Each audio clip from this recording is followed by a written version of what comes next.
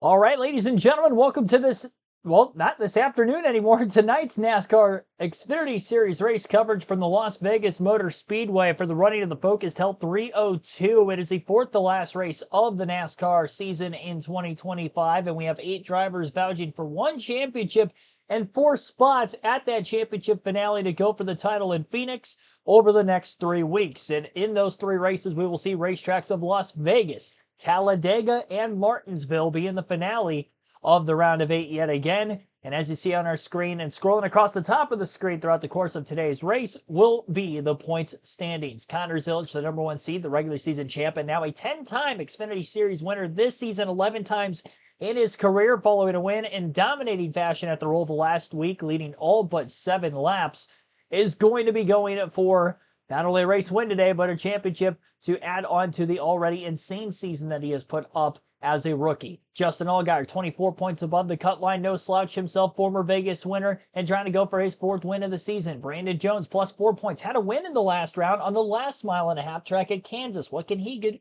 get done today? Sam Mayer, plus 2 points. Haas won this very racetrack a couple of times in dominating fashion over the years with Sheldon Creed and Riley Herbst. Does that mean anything for Sam Mayer or Sheldon Creed here tonight? Jesse Love, minus 2 points below the cut line. First driver out, the only one of the 2 RCR Chevys remaining. Sammy Smith for Junior Motorsports, a huge come-from-behind effort because of a late caution on what would have been an ultimately playoff-ending situation last week at the Roval. Had a flat tire, had to make an unscheduled pit stop. Because it's a road course, he didn't go a lap down, and while he was on pit road, the caution came out, leading for more cars to come to pit road with the tire fall off. He was able to cycle up as many positions and still hold that track position on equal tires, enough so that he barely pointed his way by just 2 points, in fact, to getting into this round of 8. Carson Kvapil, minus 11 points also for Junior Motorsports, looking to go for the title, as all 4 drivers that are full-time at this level in the Xfinity Series are in this round. And Sheldon Creed, who I mentioned moments ago, still looking obviously for career win number 1, but consistency has gotten him this far a couple of times already. Last year with JGR made it to the round of 8. The couple of years before that, he was able to make his way into the round of 8 with RCR. Can he finally get a championship 4 appearance? We'll have to find all of that out and much more over these next 3 weeks. But of course, beginning with tonight's Focused Health 302 at Las Vegas. So welcome in, everybody. Long-winded start to this one. And we will go through the starting lineup for today's race now that we have already posted the point standings as well. After I give a couple of shout-outs in the chat for those of you that are watching. Billy Kramer, Chevy, Matthew Dortabruno, Terry Lewis, Frank Powers, Robert Goodrich, welcome to the stream. Got just over 30 people watching already as we're just beginning this thing. Sure to hit the like button if you haven't done so yet. Our like goal for today's race will be 50 likes for the Xfinity Series race streams. And hopefully all is well with all of you watching along as well. Big day on the channel, a lot of streaming. To say I'm a little bit on the tired side of things would be a little bit of an understatement, but I'm powering through because not only I like watching NASCAR, but I like watching NASCAR with you guys right here every weekend, putting my commentary skills on full display, and giving you guys the coverage you want and keep coming back for on a week-to-week basis. Congratulations again to Denny Hamlin, qualifying on the pole for tomorrow's Cup Series race, the South Point 400 at Las Vegas.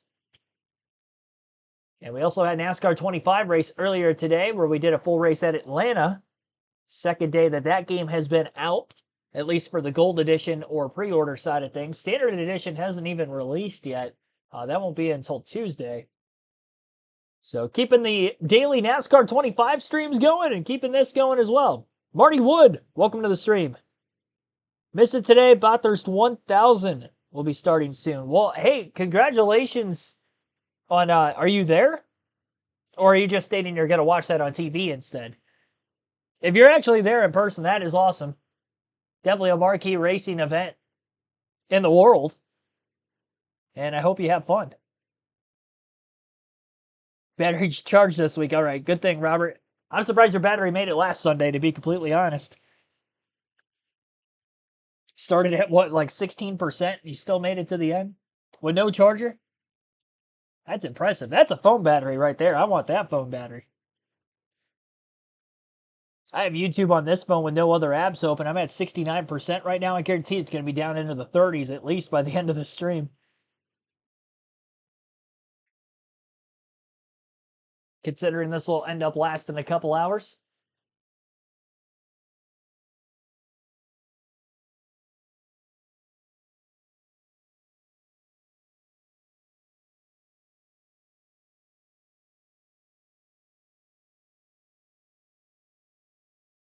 No surprise to see Justin Allgaier and Connor Zilisch both on the front row for this one today.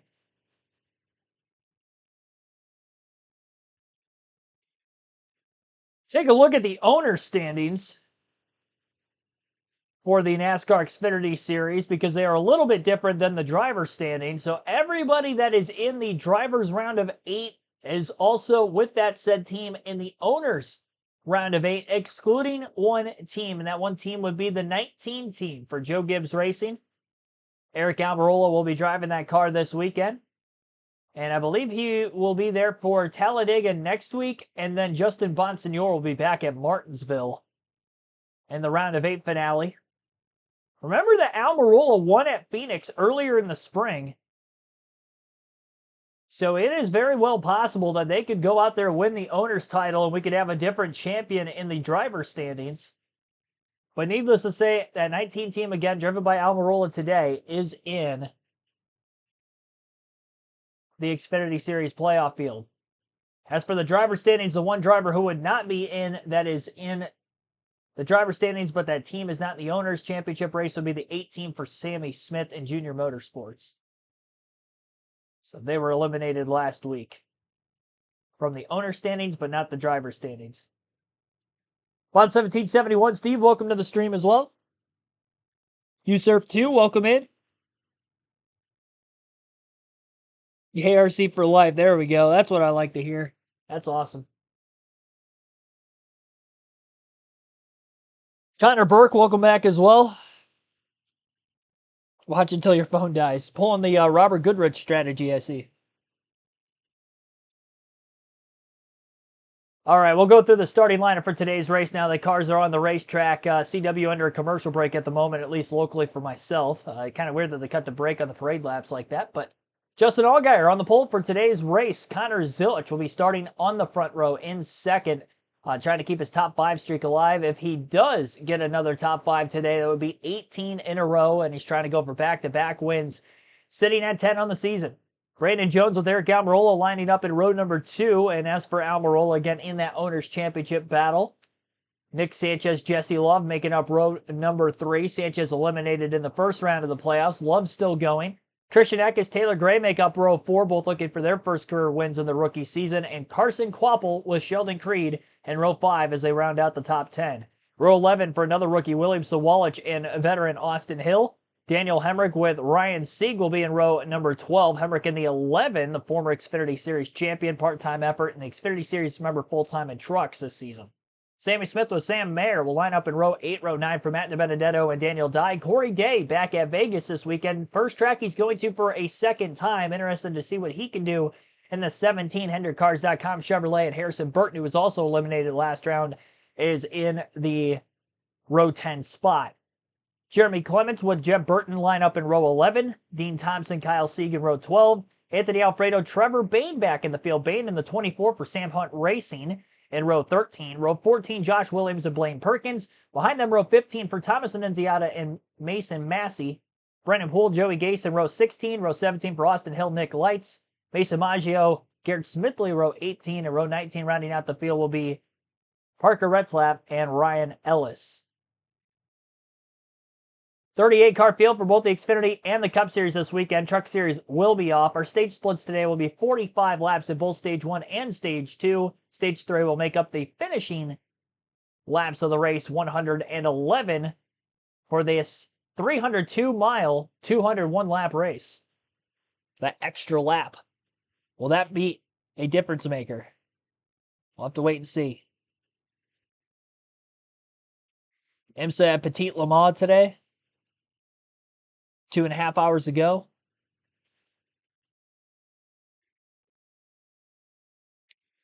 CW battle cam up now. So what, they end up losing their feed or something? Sports welcomes you. No, they didn't lose their feed on my end. Still got commentary rolling. They're going through the starting lineup at the moment. Very windy day today. That's going to cause for some ill-handling conditions. Not very hot in the Las Vegas, Nevada area, but very breezy, very windy. Drivers were struggling in practice qualifying for both the Cup and Xfinity Series earlier.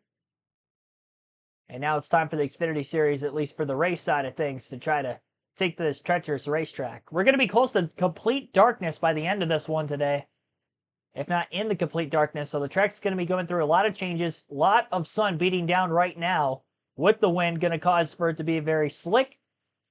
Grip level, lap time's going to get quicker, I'm sure, and grippier as the night progresses.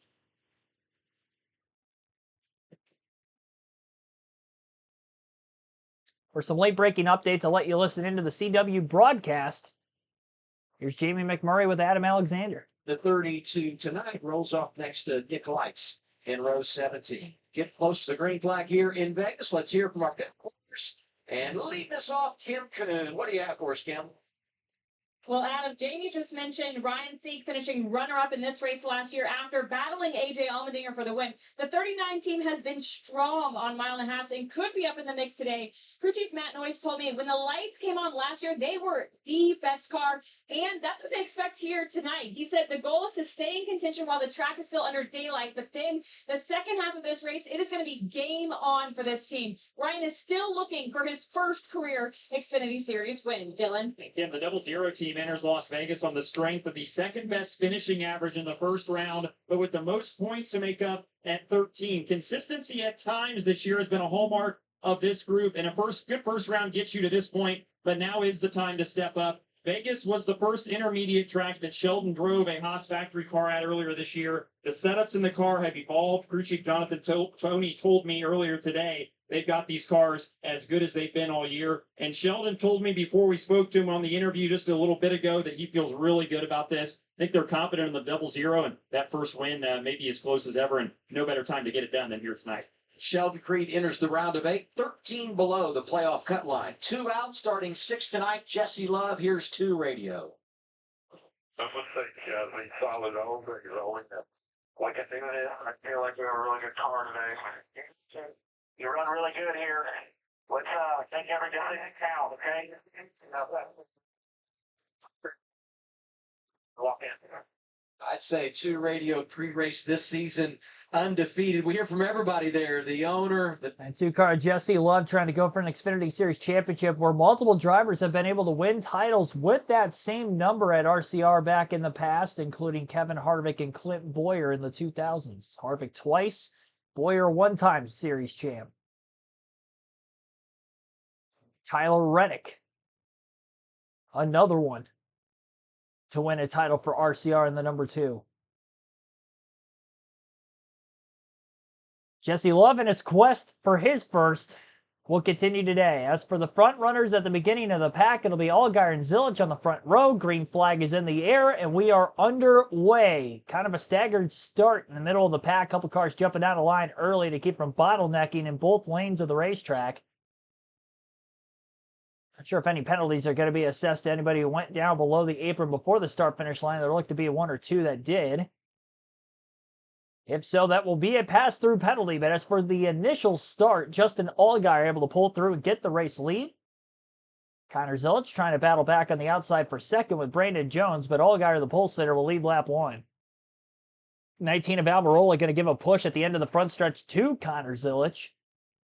Get him going, as Almirola looks for a pathway to get by the 88 and the 20. Zilich is clear for second up out of turn 2. Brandon Jones still on the inside. Almirola to his outside and off of turn 2 into turn 3. Almirola clear. Goes straight to the bottom of the racetrack, right where Jones is running. Jones having to deal with some dirty air. Big moment by the 16 of Christian Eckes just behind them. He slipped way up the racetrack, loses 2 positions. 1 to, it looks like, Taylor Gray, and the other one to Jesse Love.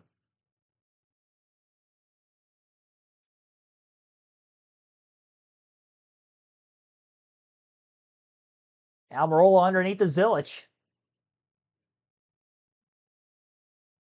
side by side in their battle for second. Not much of a battle. Almirola making quick work. Clearing the 88 through the center of turns 3 and 4. So it's kind of crisscrossing back and forth there on the front stretch, but he's not going to be able to get a crossover move engaged. Nick Sanchez quietly up to the 4th spot as well. Good early start for the rookie in the 48 car. Who had a win back at Atlanta on the drafting style 1.5 miles earlier in the season. His only win of his rookie campaign. 3-wide battle. Love, Eckes, and Quapple. 3 more rookies.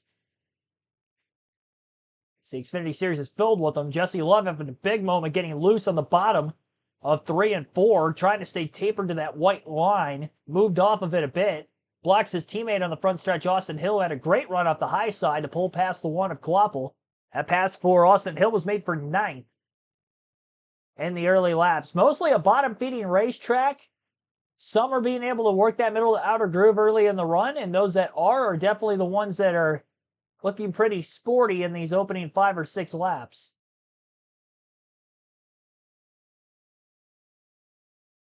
Allgaier already with the fastest lap of the race in the early going. Lap 3 put down a 30.808. Again, bonus point awarded to the fastest lap of the race.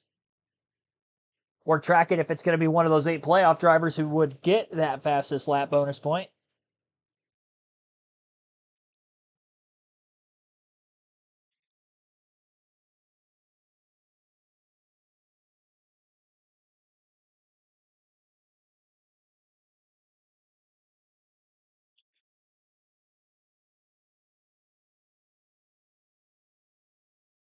Had to text somebody back real quick. Apologize for that. Lap 7 complete. The number 7 of Justin Allgaier leads by a little over a half a second to Almirola, who is under duress from his teammates. Sorry, that's a little bit further back. Taylor Gray, Brandon Jones, the JGR teammates are going at it. Gray and Almirola, semi-similar paint schemes this weekend. Jones fading back after qualifying in row 2, started 3rd in this race and is already back to 5th. A bit of defense mode. It looked like Gray had gotten by him, and then Jones with the crossover was able to get him back. The more they battle, the more Christian Eckes in the 16 is pulling closer. Eckes had a pretty solid run at Vegas back in the spring. In the top 10 early on, we haven't seen great runs out of colleague racing in the Xfinity Series level this season that we're used to seeing.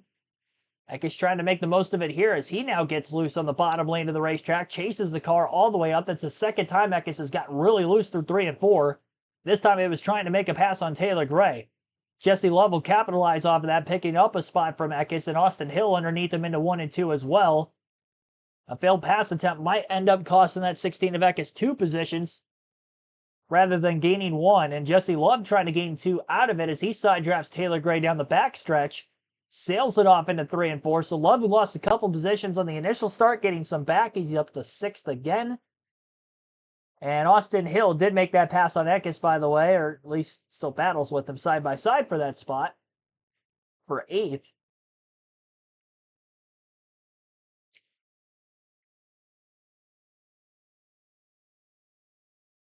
Waiting to see if anybody is going to have anything for Allgaier on the long run.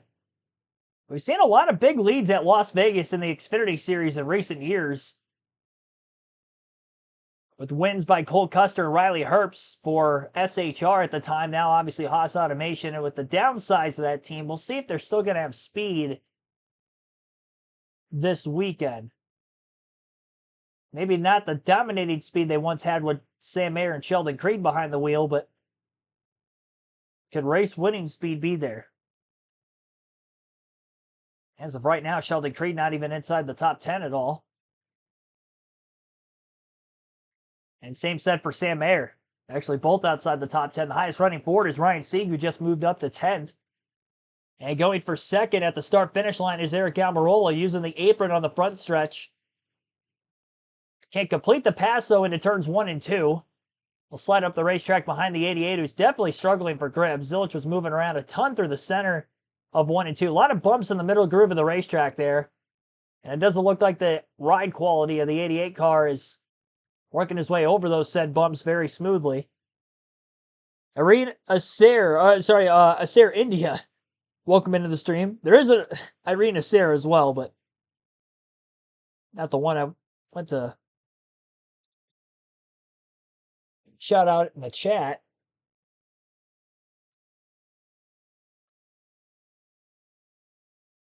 Brandon Jones getting another spot back.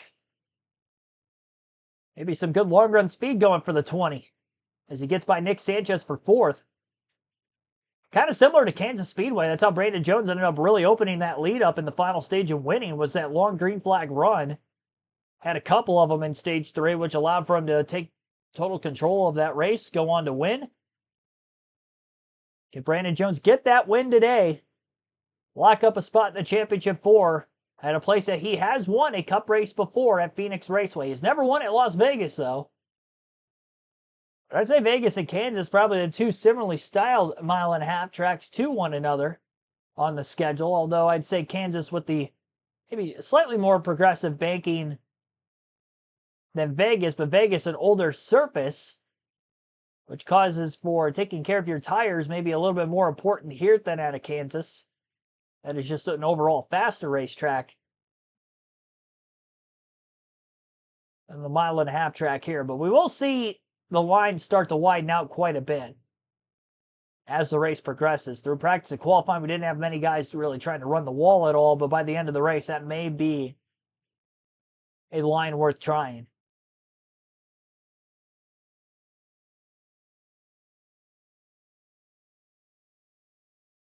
It is the same person. Okay. You see, I've never known that. But that makes sense. Because the names are very similar.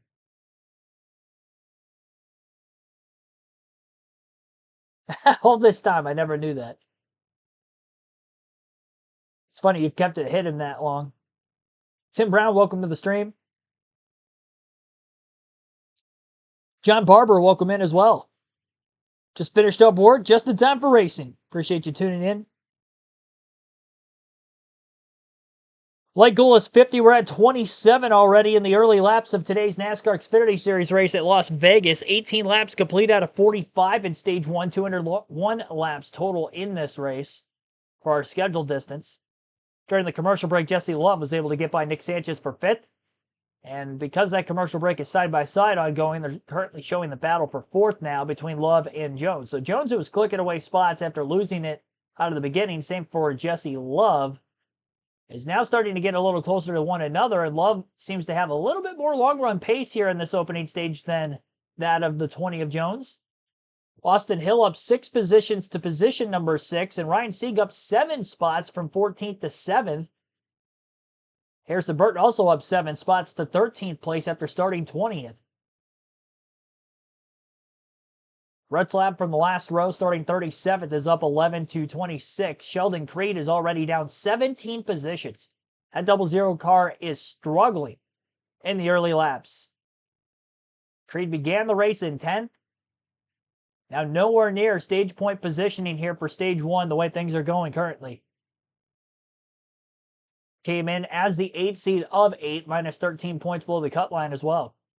Jesse Love was able to pull clear out of turn 2 on Brandon Jones through 3 and 4. Jones going to try the middle to upper groove of the racetrack, but Jesse Love holds strong on the bottom. We'll see if Love can carry enough straightaway speed to stay in front of the 20. It doesn't look like Jones is looking to attack, not going to be too aggressive here. And so Jesse Love will hold on for that 4th spot. Again, top 5 through the first 21 completed laps has Justin Allgaier in the lead, Eric Almirola in 2nd, Connor Zilic 3rd, Jesse Love 4th, and Brandon Jones rounding out the top 5 in 5th. Sam Mayer trying to work his way through the field, getting by former champ Daniel Hemrick. That pass was for 15th. Mayer right around where he started the race in 16th spot. Not been a good playoffs on a consistency standpoint. Only one top 10 in the first 3 races for Sam Mayer. But he did make his way through into this round, scraping by several points. There were quite a few drivers that were single digits above the cut line at the end of the Roval last week, of those that did make it into the round of 8. A great battle for 15th ongoing still between the 11 and the 41 as they crisscross each other back and forward. Hemrick clear of Mayer off turn 2 again, as Mayer was clear the lap before that. And Mayer gets him back in 3 and 4 by several car lengths. Hemrick tried to ride that wall all the way up on the outside of the track, and Corey Day trying to slip underneath him as he battles for position. Stay tightly on the left rear corner panel of the 11 as well. Pete Creamer, welcome to the stream. And Burton on the move. So is Jesse Love. Love to the inside of the 88 of Zilich. Love's teammate Austin Hill, former winner here at Vegas, won the spring race last season. And as for Jesse Love, he has never won on a non-drafting style oval. His only 2 career wins at Daytona and Talladega. Almost picked up a win at Rockingham earlier this year, got DQ'd. Didn't get to keep the win, and that win went to Sammy Smith, which is why he made the playoffs, and he's still in this next round as well after barely surviving the opening round.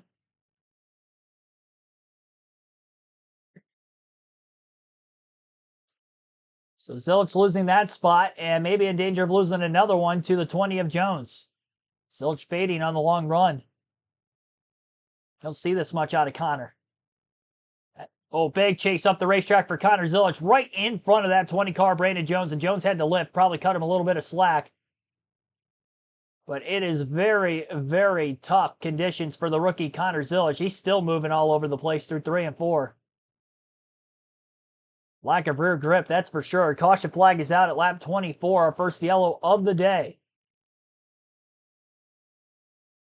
This comes at an interesting time on how you manage the race. You get it 24 laps in, 21 laps to go in the stage. Might be a little early to flip it.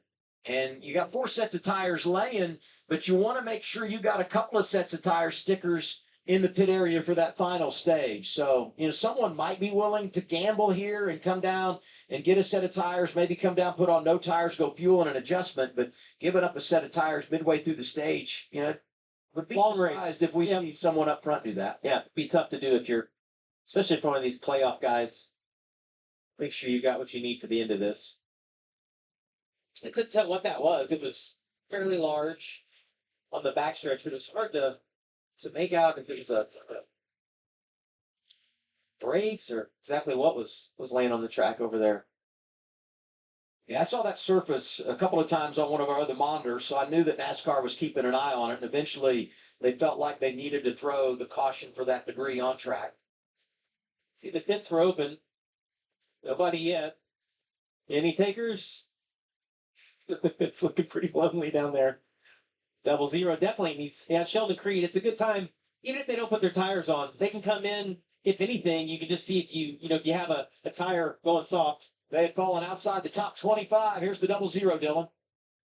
And Sheldon had come on the radio and just revalidated their concerns about being on top of the racetrack. Said he was super loose and just having to basically creep around the bottom. So as you see here, they're not going to change tires. But Jonathan Tony, the crew chief, said they're going to make a big swing in that wedge and track bar there to just try to help the 00 at least stay on the lead lap here. I think that was the biggest concern there under green, is they were maybe going to be in danger of losing a lap. Yeah. So hopefully these adjustments will help.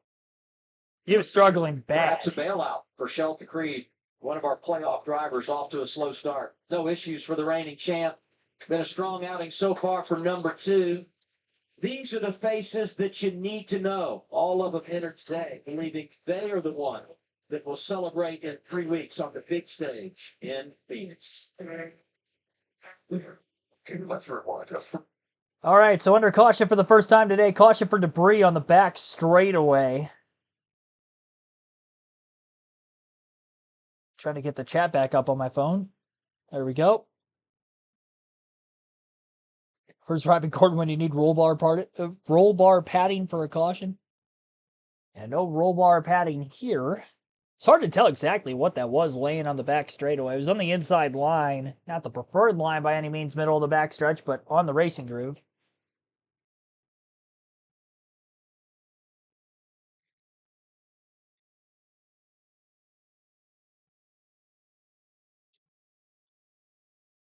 Currently lap 26 of 45 in stage 1. Split strategy as to who pitted, who is going to stay out. Tires are going to matter here, so those that did hit pit road.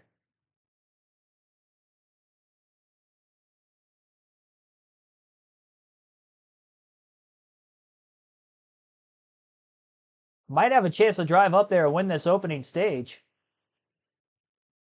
Which would be pretty big in the grand scheme of things for Sheldon Creed, who not only wasn't looking at any stage points in stage 1, but as you heard on the broadcast, struggling so much in handling and speed that it looked like he may have been a lap down at the end of the stage had that caution not come out.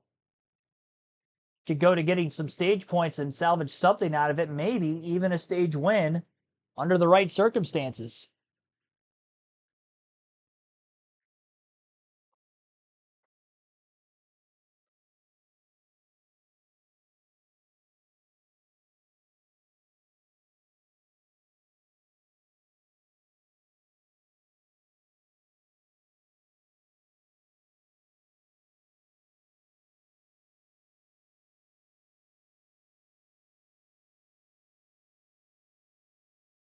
Still very early in the race, obviously, for this first caution. No accident to record in the race so far.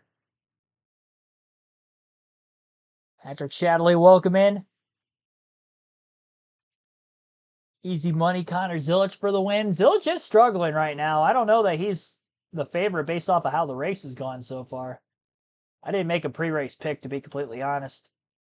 So I'm not going to say who I would have picked or wouldn't have picked because I didn't look at enough stuff prior. I don't always have picks for the truck in the Xfinity races, but I try to make sure for Cup every week. A little bit more in-depth analysis. Being able to watch every practice and qualifying session for the Cup Series kind of helps me have a better gauge on that than the Xfinity Series. There isn't as many competitive vehicles in truck and Xfinity, so it's a little bit easier to predict anyway. Connor Zilic leads our poll at 45% of 49 votes. Allgaier at 24%, 18% for somebody other than Zilic, Allgaier, Almirola. Almirola at 12% of those 49 current votes. You have until the end of stage 2 to vote for who you think is going to win today's race. We'll have our diecast showing at the end of stage 2 as well. Lights are out on the pace car. We'll be going green this time. It's a beautiful Saturday in Las Vegas, but it is wind. Unless you have a hat on, the wind is gusty. I mean, it's blowing 18.5 miles per hour right down the backstretch, gusting up to 30. You see that flag. Drivers can see that as they exit the corner. But what happens is it makes you loose into 3 because you have a tailwind, but it makes your car feel really good in 1. And it messes with you in the car because your car feels so stuck in turns 1 and 2. You then overdrive turn 3.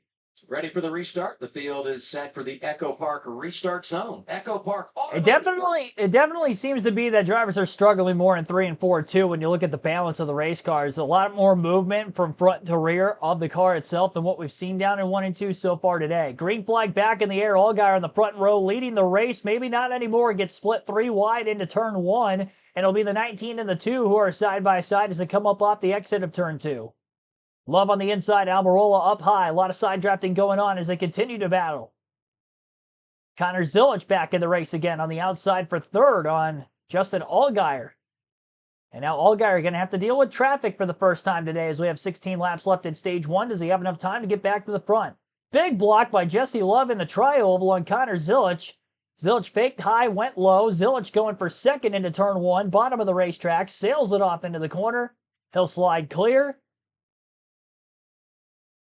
So Almirola first, second now, Connor Zilic.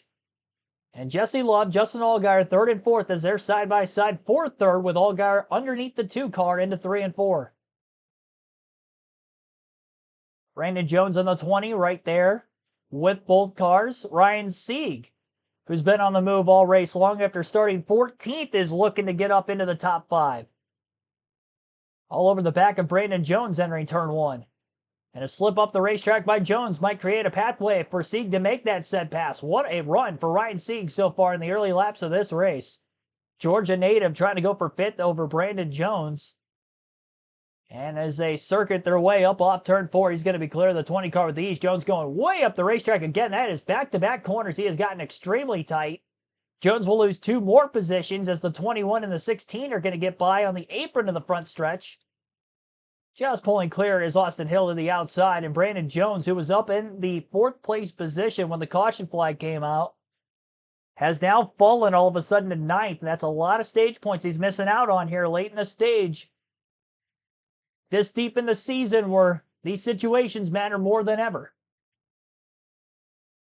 especially considering the Championship 4 is just a winner-take-all, and stage points don't mean anything for those Championship 4 drivers. I'd say those stage points, obviously, in the playoffs mean the most. Round of 8, this 3-race stretch, those stage points are going to mean more than any other crucial point of the season. Because we're not advancing to the next round, there's no playoff point for the stage winner as much as it's just those 10 points towards their season standings that are the most important. And the 19 team, driven by Almirola today, who's going for the owner's title, they came in below the cut line in the owner's championship to make up a nice deficit here in stage 1. It wasn't a deep deficit, it was single digits, but still. 2 race wins on the season for Almirola, one at Bristol in the last round, which guided the 19 team into this round, and now trying to go for race win number 3, the first at Phoenix back in the spring, which is, of course, where the championship will be had. Zilich, who was struggling mightily with his race car, all of a sudden has a shot at this stage win, and I'm not really sure what he is doing different because his car was all over the place. He could have just simply been overdriving it, but the handling just looked off. He was bleeding positions. He gets a couple back on the restart, still on old tires. And now has a shot to try to go for the stage win on Almirola. Not sure if drivers on fresh tires are going to get to the front or not. 10 laps to go on the stage this time by. I'm not sure who the highest in the running order is of those that pitted. Sheldon Creed, that I know hit pit road, is only in 29th, all 4 spots. Yeah, that 00 team has missed it on the setup today, that's for sure. And Mayer for the most part. I'm very shocked with how well those teams seem to run here on a consistent basis at this track, especially the fall date more than the spring date. Zilich within just about 3 to 4 car lengths of the 19 car at the front of the pack. Down to the final 8.5 laps of stage 1. Allgaier in third, only a second out of the lead, is not out of it by any means as well.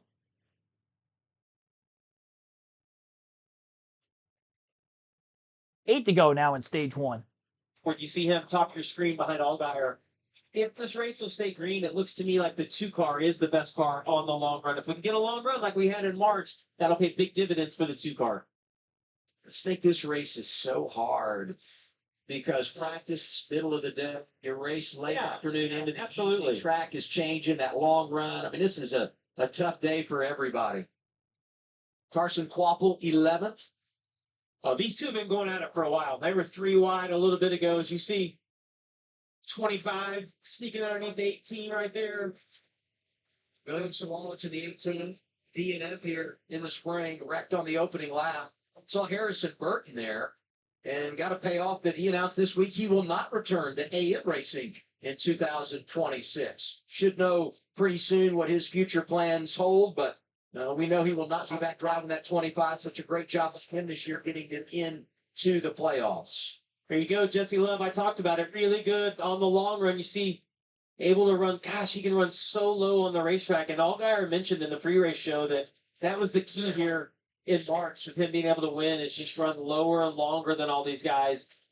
I think Jesse's car is a little bit loose, so that's why he can run the bottom, but he tends to get loose in these situations right here with the car to his outside. I think he looks a little bit better in turns 3 and 4 than he does 1 and 2. See if he can clear Justin. Justin's going to race him hard, knowing that getting down to the end of the stage, just 6 laps to go. So tight, almost contact as they hit turn 3. Love able to make the pass. 2 car up to 3rd. Let's get a report. Brandon Jones, playoff driver, back in 18th, Dylan.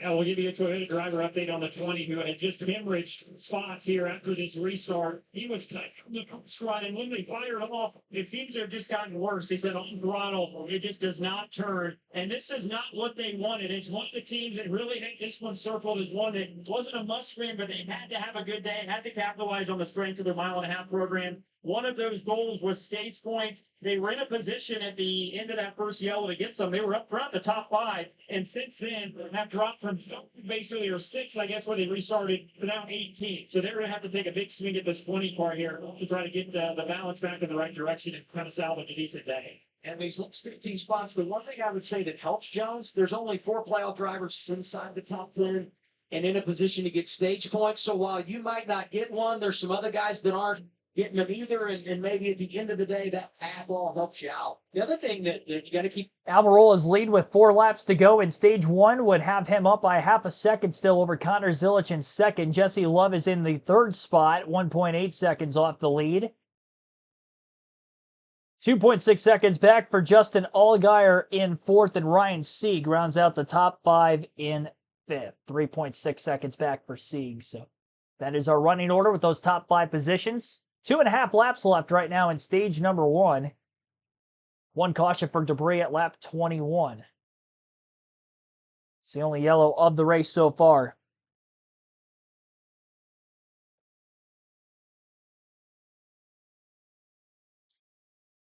Obviously, a lot of action still remains. Allgaier still has that fastest lap on lap 3. And I don't think that lap's going to hold either, with the track conditions going to be getting faster and faster as more shade covers the racetrack as we get closer to the nighttime skies. Big dartiness by Brandon Jones in the 20 yet again as he has slipped back to 21st in the running order.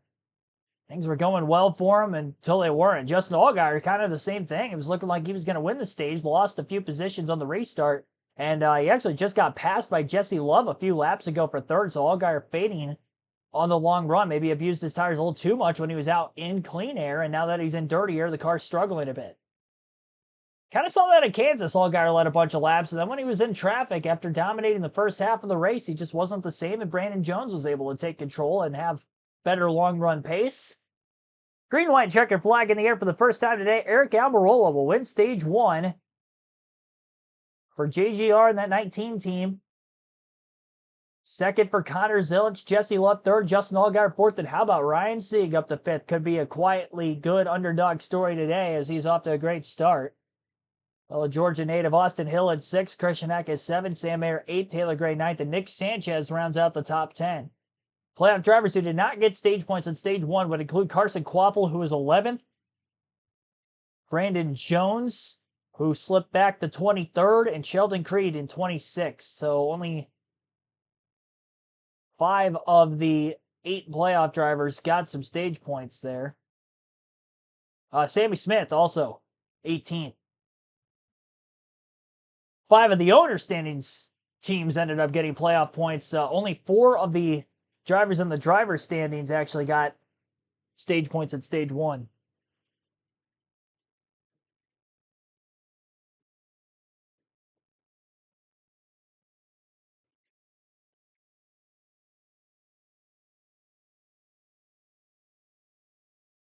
Got a lot of action still to go here tonight.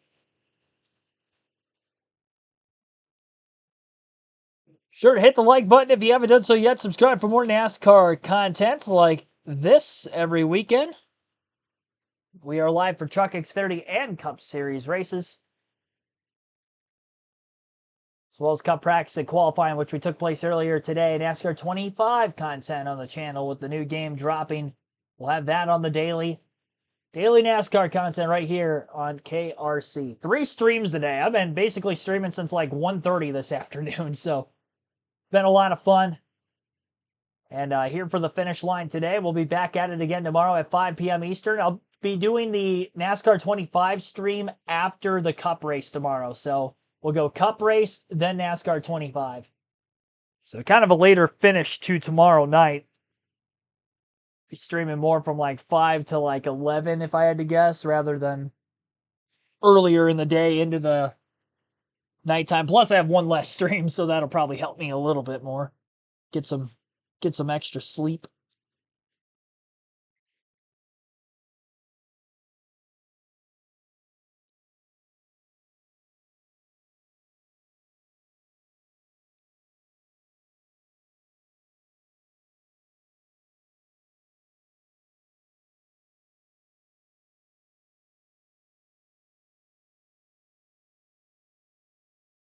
Frederico Sanchez, welcome into the stream. Had about 75 people watching at the end of this stage. 40 likes already on our goal of 50. We're on pace to get up over 100 for an Xfinity race. That'd be awesome. Been getting that for the Cup Series the last few weeks, but man, if we can do that for the Xfinity race tonight, that'd be a huge thank you to you guys and gals watching at home. First pit stops of the day for those who did not pit in the Stage 1 caution, which was just drivers mostly at the back half of the field. Nobody at the front of the pack ended up using a set of tires early. They're going to need that with the tire degradation that Las Vegas holds.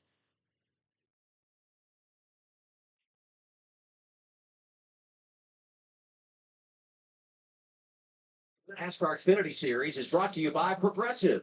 Save when you bundle home, auto, and motorcycle insurance. Visit progressive.com.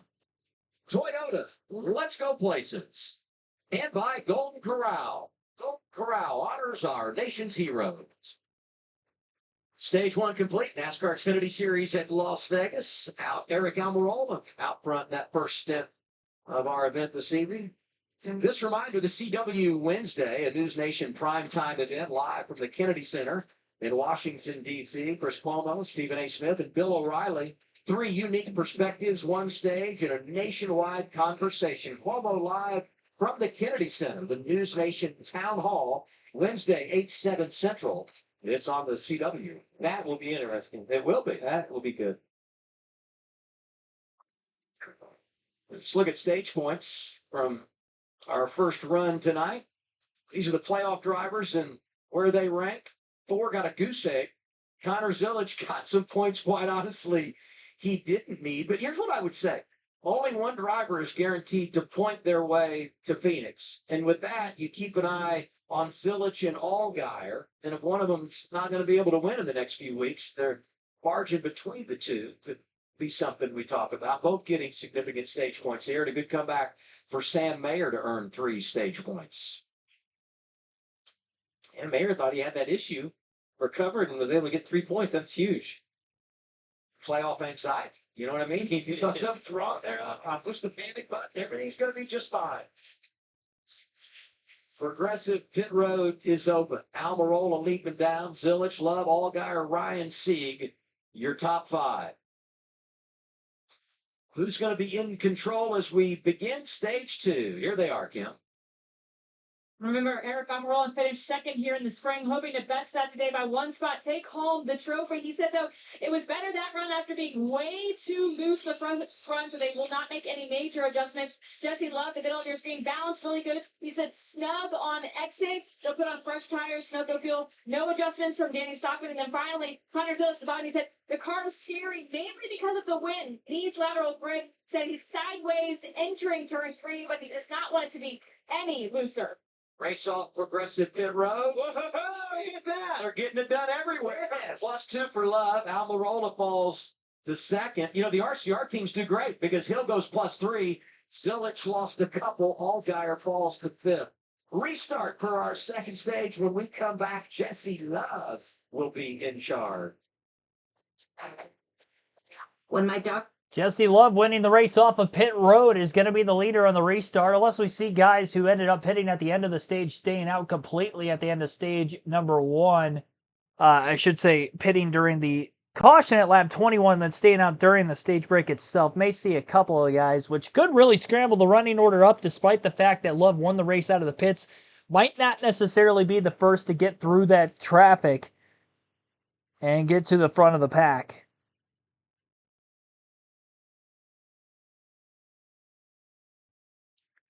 A lot of racing, obviously, still to go here tonight.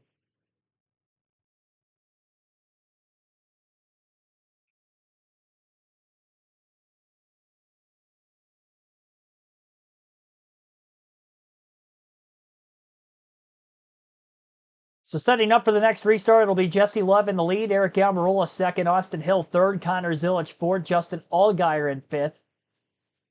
And that will round out the top 5. Zachary Powers, welcome into the stream. Where do I think Garrett Smithley is going to finish? I have no clue. I don't expect him to get a top 10 tonight. That side of predictions. Need a Kevin Harvick diecast? I've got a lot. I've got a lot of Kevin Harvick diecasts. I got a Busch car, 229 cars at RCR. I've got an RCR 4 car. I got 4 Kevin Harvick diecasts. Feels like I have more than that. Probably because I got a few RCR cars beyond that.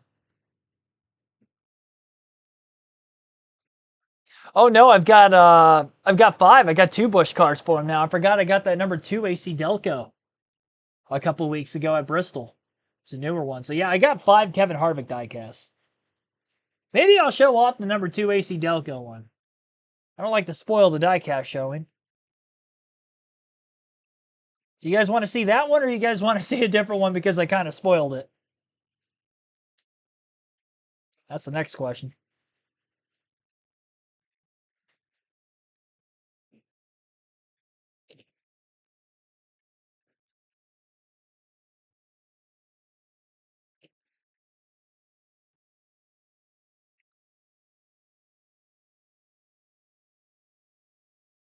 Chat back up on my phone real quick here.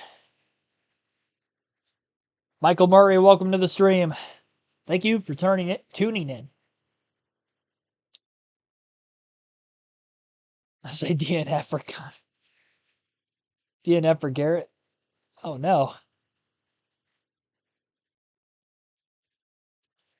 Getting ready for stage 2 in Las Vegas. Caution lights are on. Wheeling the official warning lights of NASCAR, America's most trusted manufacturer of emergency lights and sirens. Jesse Love's got a fast race car, got a fast pit crew as well. He's in charge of the field as we get set for this second stage. Here's their team radio.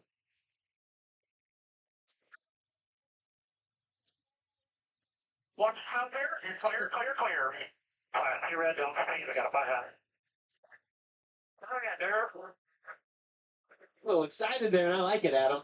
I just wish we could have, worked in a little Richard Childress there. You know what I mean? That would have been perfect. To bring us all back to level. I also like the fact that Jesse's going to have his teammate Austin Hill behind him, which we saw, Jesse make it 3 wide on Allgaier. I think Hill, knowing what Jesse has on the line, even though he wants to win the race, I think he'll be a little nice here to teammates, even getting pushed out front.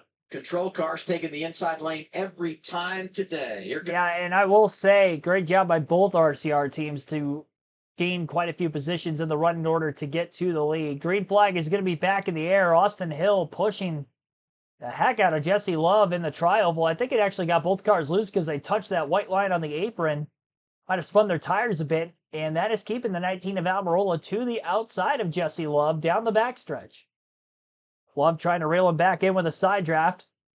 Only for Almirola to side draft him back on entry into turn 3 on the right rear corner panel. Pinches the entry off for Love as well. He's going to have a tighter exit. Not giving a lot of room, but those two are still door-to-door for the lead as Love leads that lap at the line. Connor Zilch behind both of them. Looks high, a block by Almirola to not be put 3 wide into turn 1. Zilch is all over that back bumper of the 19 car as they exit turn 2. Is going to give a push to Almirola down the back straightaway, and Almirola is now clear, while Zilch and Love battle for second. Bottom of the racetrack, it is Jesse Love. Pulling back nearly to the 19. Big block by Almirola, back down to the bottom again. Love is going to get a little bit of a pull off the draft in the middle of the tri-oval by that 19 car moving down to the bottom. That might have kept him with the 88 for at least another corner. And up off the exit of turn 2, they are still side by side. Great battle for second. Really the lead because Almirola has not gotten away from him. Love aggressive, slide job, clear. Really didn't even move up off the bottom line. He just flat out beat the 88. Great run up off the exit of the corner by Zilch, but he's blocked off again by Jesse Love, who holds for P2. Austin Hill, meanwhile, a pretty silently good restart of his own. He's in 4th. Sam Mayer has cracked the top 5 for the first time today in 5th. Maybe some good adjustments made to that 41 car as he's starting to go forward in the running order for the first time tonight. And Mayer attacks for 4th now on the 21 of Hill. Not going to make the pass up off turn 4, and as he backs up the exit of the corner, might even be 3 wide. Not 3 wide, but he's pinched in line behind the 21, enough for the 7 of Allgaier to try to get some track position back. Slow pit stop for the 17, and that's a good restart by the driver at the end of stage 1. Cost him a potential stage win opportunity after leading all of the green flag laps prior to the first caution for debris. Allgaier trying to look his way back into the top 5. He gets by Sam Mayer. Ryan Sieg chases his car way up the racetrack, overdriving the entry to turn 3 and 4. He was trying his best to follow the 7 and the 16 and race their way by the 41. Just wasn't quite enough room for the 39 of Sieg to also make that move. Love, after making a pass on Connor Zilic, is pulling away from the 88 car. He made a slight error. Looked like he was a little bit too low through 1 and 2. Might have clipped the apron. Lost time to Almirola. He was closing in on him the few laps before that. Love was actually about 0.08 of a second faster than Almirola the last time by.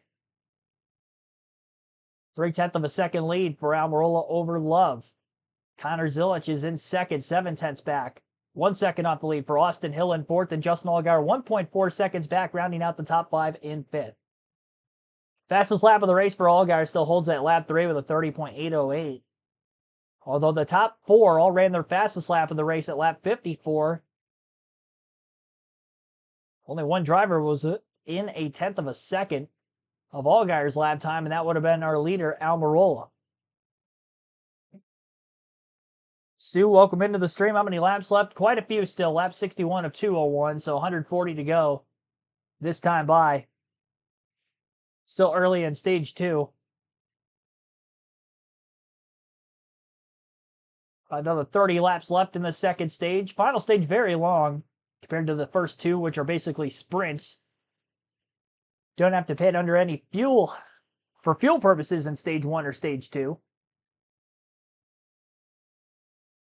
Might have a battle for the lead here before long. Love is back within about a car length or so of Eric Almirola. And looking to the inside of our stage 1 winner, Almirola, is Love, but he can't pull to the inside through the first corner. Back half of the track now through 3 and 4. Remember, tailwind is what these guys are dealing with down the back straightaway, and a headwind through 3 and 4. Or down the front stretch heading into 1 and 2. Sorry about that.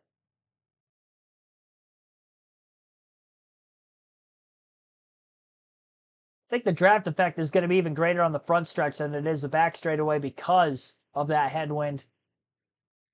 Duck and line kind of block it out quite a bit if you're the back car. Front stretch is also longer than the back straightaway as well, so it's more on throttle time to be able to make that move. Jesse Love was close to trying to attack into turn 1 the last lap. We'll see if he'll do it this time. He's definitely quicker than the 19, but is he abusing his step up, running this close behind him for so long and pushing hard that maybe the 19 in the back half of this stage could get away again? Just like he did back in stage 1. Love a much wider entrance to the corner. Apexed it off quite well through 1 and 2. Both cars really trying to fight for that bottom groove of the racetrack. Love glued to the white line, maybe a little bit lower than the 19. And about half a lane lower as they got towards the exit of turn 4 could allow for slightly more clean air in the nose. You can definitely tell the 2 is just turning better through the center of the corner. That's where he's beating the 19. Now Love is going to take to the bumpier middle groove of the racetrack through 1 and 2. Can he hold on and get a better exit off turn 2 and carry momentum down the backstretch to continue to pressure our race leader, Eric Almirola? Down to 3 and 4. Almirola looking to hold. 2 car lengths out of the lead still as Jesse Love is across the start-finish line, lap 20 of stage 2. Long ways to go yet. 25 laps left yet in stage 2 alone. Love continuously kind of trying that middle groove of the racetrack on entry to the corner, and then he cuts down to the white line through the center where the 19 of Almirola runs the bottom in the first half, then kind of washes a little wide. I can tell that 19 car may be a little bit tighter, and in clean air, that's probably not something you want to be, but just considering he's having a much wider exit on both ends of the racetrack tells me that he's struggling maybe with a little bit of a push center off. And I don't think he can really try the line that the 2 is running right now as effectively. if he chose to do that line. Love lost a little bit of ground through 1 and 2. Not exactly sure what happened there. Wasn't doing anything different than he was doing before. Other than the fact that maybe he did burn his stuff up too quickly trying to run this 19 car down.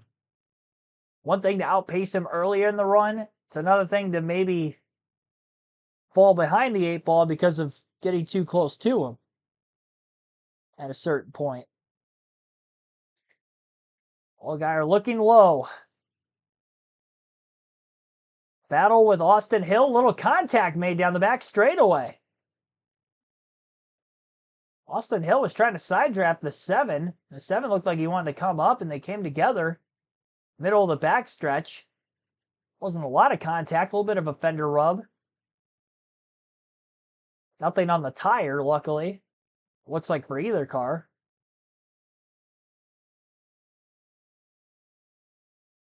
Pass was made for 4th for the 7. Halfway through stage 2. Eric Almirola leads. Jesse Love is 2nd. Connor Zilic 3rd. Justin Allgaier 4th. Austin Hill in 5th. And Ryan Sieg is 6th. 7th place is Christian Eckes. Sam Mayer 8th. Carson Kvapil 9th. And Corey Day up inside the top 10. 7 spots gained for Day since the race start. We'll take our first break in the stream. You're listening live KRC NASCAR Xfinity Series race coverage at Las Vegas on the Focus Health 302.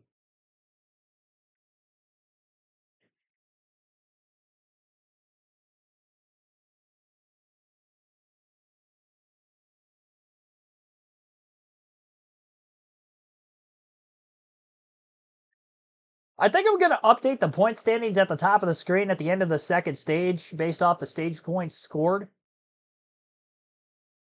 when we get to the end of stage 2.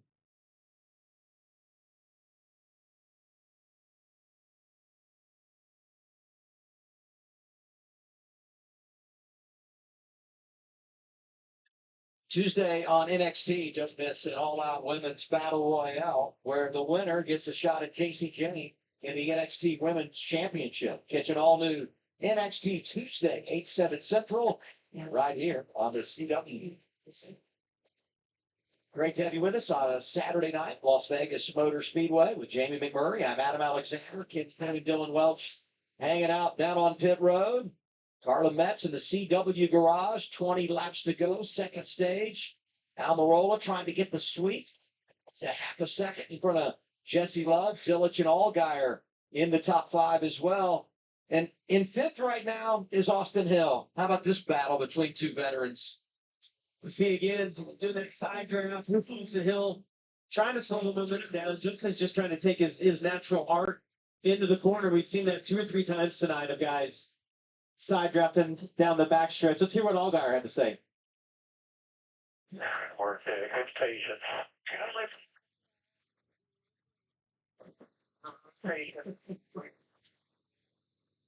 A little frustration there for the 7. Maybe making a light of it as well, but I think he was aggravated with Austin doing a little blocking. I just love that happens. You and I are on the chip watching it. And Eddie DeHaan, who's got, fully invested in this team winning a championship and just steady as can be, right? Boy, yeah, see you live. Come on, wake up. Now, Jim Holford, although I think his stress level's gone down a little bit this year after winning a championship, yeah, he'll get animated too. Those guys are much more relaxed this year, without a doubt. And Justin referenced that after winning the championship. It's such a good car at the start, got behind on that restart. It seems like that car doesn't fire off as well. Very similar to Jesse Love. And it's been a little harder to pass than what we've seen. And honestly, I feel like it was that way in March. I was hoping the hotter temps tonight would maybe widen the racetrack out a little bit, but it's just been bottom dominant all night long for almost all of these guys. The only people we see go to the top are the ones really struggling with handling. Everybody else right around the bottom. Reference when we went to break a while ago, 5 playoff drivers in the top 10. Carson Kvapil not getting stage points in that first run of the race, in position to get a point here. We talked so much last week about Sammy Smith and Taylor Gray and that battle at the cut line. Carson Kvapil barely sneaks through in his rookie campaign to the round of 8, Dylan. Yeah, and in this rookie campaign, I talked to him this morning. He said, look, left-handed racetracks for me still are something that I'm a little uncomfortable with. I'm trying to learn, as a short track guy, you really generally only have one lane. So when you come to these big, fast racetracks where the corners are bigger and you've got a lot more options, he said, it's taken me some getting used to, but this place I feel really good at. They got a good restart to advance them into stage points positions, but now the message from Andrew Overstreet as crew chief is discipline, wrapping the bottom, being consistent, hitting the same marks lap after lap. Easier said than done, but how do they kind of settle into some clean racetrack? That's the focus on one. I think without a doubt, and I say this from experience, when you have a teammate that's having the success that Connor Zilic is having, especially with them both being a rookie, it makes what Carson's having a good season, but when Zilic is having a historical season, it beats you up. It beats your team up, and it's just hard, and I hate that for him. Because I don't think he has run that bad. Obviously, they want to get to victory lane, but the success that Connor has had makes it harder on those other teams. I think it would be hard on Allgaier, and he's won a championship and one of the best drivers of the time in the series. Yep. Much less a fellow rookie and Carson Quapple. And now we go back to this battle for the lead. Well, he might. Oh, look out. Austin Hill hanging on to This thing on. I mean, he's right. I think that's the spotter saying we might have a tire going down. I think Austin just got on the apron, using it to turn the car just a little bit. Used just a little bit too much. You see Sieg's right behind you. Let's see if that plays any factor in this. Nope, you see that car? Look at that. Oh, wonderful. Inimaginable. It's in the corner, gathers it up, and I realize they're spread out in the middle of this run, but he only loses one spot. Well, and what happens when you start to correct that, if it hooks, like especially hitting the apron like that, it's head on into the outside wall. So great job by Austin to be able to hang on to that. Kim, what's he saying? Yeah, nice save. Right. He said the car is absolutely not driving the same. He said it's so easy to snap loose. He said after that, though, it'll jump tight very quickly. So disconnected that car is in terms of what it's doing as the sun continues to set here in Vegas. Yeah, nightmare for a crew chief. You just want to have one problem. If you're tight, it's easy to free the car up. If the car's loose, it's easier to tighten it up. But when you fight two things, you just have to pick the bigger one. And sometimes they can try to adjust multiple things on the car, but really hard to be able to fix. His teammate having no issue dogging out. I mean, Rob has been so consistent in this race. And even if he's not able to get around Almirola and win this stage with what will be 10 to go, he just keeps putting more and more stage points in the bank, which is huge when you talk about trying to advance to the championship four. Yeah, and I like seeing him just not run right behind Eric. Without a doubt, he's a little bit quicker than Eric is, but Eric's kind of committed to that bottom. And you see Jesse that last lap through 3 and 4 move up a lane, just trying to find a little bit of grip. Honestly, Adam, I think that it's going to become even more dominant as the sun goes down, because typically as the track gains grip, it's normally, they don't migrate to the bottom when you go from a daytime to a nighttime race. So these guys are going to have great pit stops, execute great restarts, get what they can. The 2-car, like I say, if they can make that thing take off just a little bit better, I think on the long run, he's the best car. It's just he struggles just a little bit for those first 2 or 3 laps, and that's where he's lost the lead both times. Yeah, but you took the words right out of my mouth. It really magnifies what we'll have as pit road as far as the importance there, and then taking advantage on those restarts when you can go and grab a spot or two. Kim? Yeah, Adam, both you and Jamie have mentioned restarts for the 2, and that's something that Critic Danny Stockman sparked on before the green flag even flew. Under the pace laps, he said, you have to focus on restarts all day long. He said, get you some. A very Danny Stockman phrase, but Jesse was so confident coming into this race. He told me he hit on some things on the sim, and the team has hit on some things overall on even intermediate. They felt like they had a contending car that could take the win here this evening, Dylan. Sammy Smith felt that same way. Felt like in the spring they were good on the short run, so wanted to bring something back. It was a little bit better on the long run, but it has been an uphill climb to say the least for Sammy Smith and that entire group. Running in the 24th spot right now. The wind seems to be affecting their car maybe more than any other car. Sammy is still on the radio and said it feels like the wind is basically driving this car, and then out of nowhere, the last couple of laps, he said it's on the verge of wrecking. Feels like something's broke maybe. there's just zero rear grip. So the 8 car, another group that is going to have to take a big swing out here on these stage 2 stops and continue to scratch and claw as they've done all playoffs just to try to make something out of this thing. Playoffs. It's so hard to play from behind. They did it in the round of 12. Looks like that's going to be the situation for everyone in that 8 camp round as well. And the 8 car's been off since they unloaded. He ran those first few laps of practice and thought it was on the splitter, and you could tell how bad it was by how animated Sammy was inside of the car. And you think back to Bristol, they had an engine issue early on. You mentioned they got behind. I would say tonight's even more frustrating for him because it's it's just about getting your car to handle, and they just have not had it since they unloaded today. As we head toward the end of the stage, want to pay off a driver that's made up some ground here, and that's Nick Sanchez, speeding at the end of stage 1 when they made their pit stop, but he's already back up to 13th, staying in the game. They had speed early, drifted a little bit, and then the speeding penalty, which exaggerated their problems, but he's been able to hang around, and there he is in the 48, just outside the top 10 as we hit 5 laps to go with stage 2. Yeah, it's pretty impressive to be able to get by that many cars. We talk about seeing Nick's able to run middle of 1 and 2 right here. You got to think if his car feels good there, it's a little easier to pass when those guys are running right around the bottom. But the affiliation that organization, that team has with RCR, and seeing how good Jesse Love is running. Well, look at that. I mean, right up against the wall. That's encouraging, right? Yeah, well, I mean, it is, especially if he's able to make lap time up there. You would think the spotters be screaming that somebody's doing that. His lap times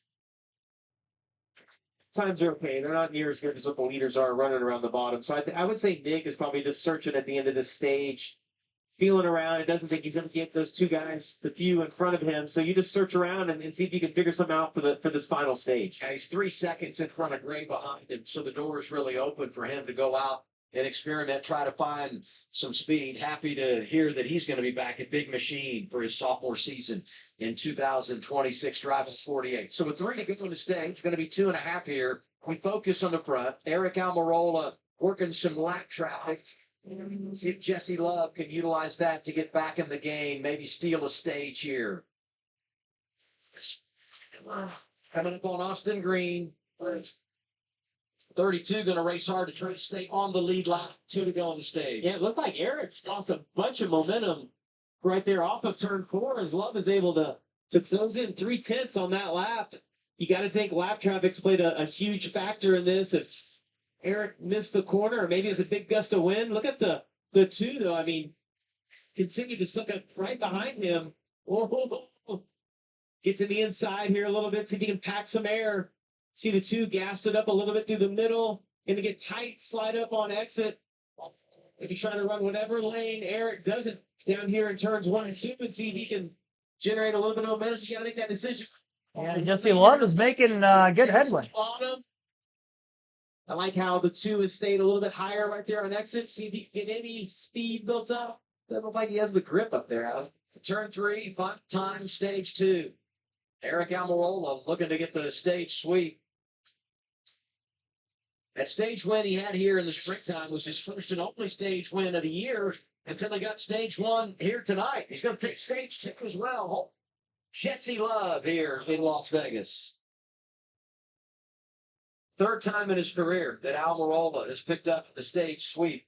And the last time he did it, last fall, when he won in Martinsville, Virginia. Good stage points tonight for Zilich, Allgaier, and Sam Mayer get stage points again as well. It's a Saturday night in Sin City. You're watching the NASCAR Xfinity Series live on CW. All right, Eric Almirola going to sweep the stages tonight at Las Vegas, winning stage 1 and stage 2. Jesse Love ends up in 2nd in the stage, and Connor Zilich in 3rd. Justin Allgaier 4th. Ryan Sieg rounding out the top 5 in 5th. 6th for Austin Hill. Christian Eck is 7th. Sam Mayer 8th. Corey Day 9th.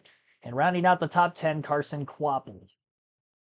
So playoff drivers who finish outside the top 10 not getting stage points. Brandon Jones, who was 23rd, up to 11, so good step in the right direction there. Sheldon Creed, who was 27th, is now 15th, also moving up compared to how they started the day. Sammy Smith has fallen back, though, to 24th after being just outside the top 10.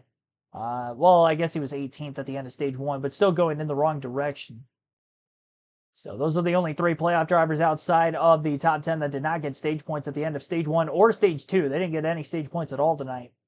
And Carson Kvapil only gets 1 point for the stages 10th in stage 2 after no stage points in stage 1. Mason Maggio would get the free pass in 33rd to get back on the lead lap as the first car lapped down at the time of caution. Third yellow of the night, 2 stage breaks at lap 45, lap 90, and we had a debris caution at lap 21. Those are the 3 yellows so far, lap 92 of 201. Final stage will run 111 laps. A little over 100 by the time we actually get back to racing again. End of stage 2, we will have pit stops here shortly. Before that, we'll end the chat poll, and then after the pit stops, we'll have the diecast showing. First, the chat poll, 54% of 71 votes, over half of you that voted, taking Connor Zilic for the race win today. 21% have Justin Allgaier. Somebody other than Zilic, Allgaier, or Almirola at 17%. Almirola, who had dominated the first half of today's race in laps led and winning both stages, only 8% of the votes. Quite surprised you guys are not taking Almirola. We'll take a quick break here and then pit stops on the other side. Again, you're listening live on KRC as our NASCAR Xfinity Series race coverage continues.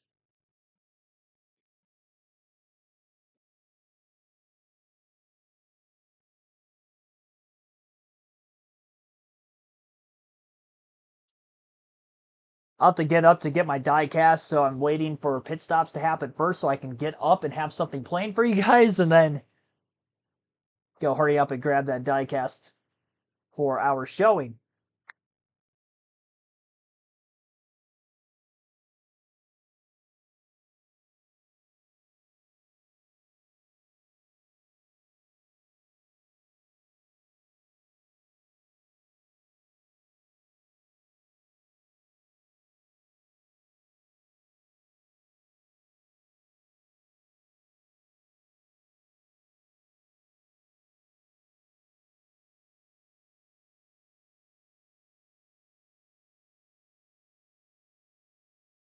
Talk about luck less. There's so much right place, right time.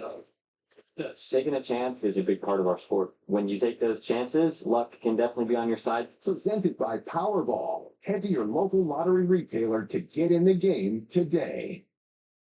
Try your luck and head to your local lottery retailer to make your picks and get in the game for tonight's estimated jackpot of $244 million.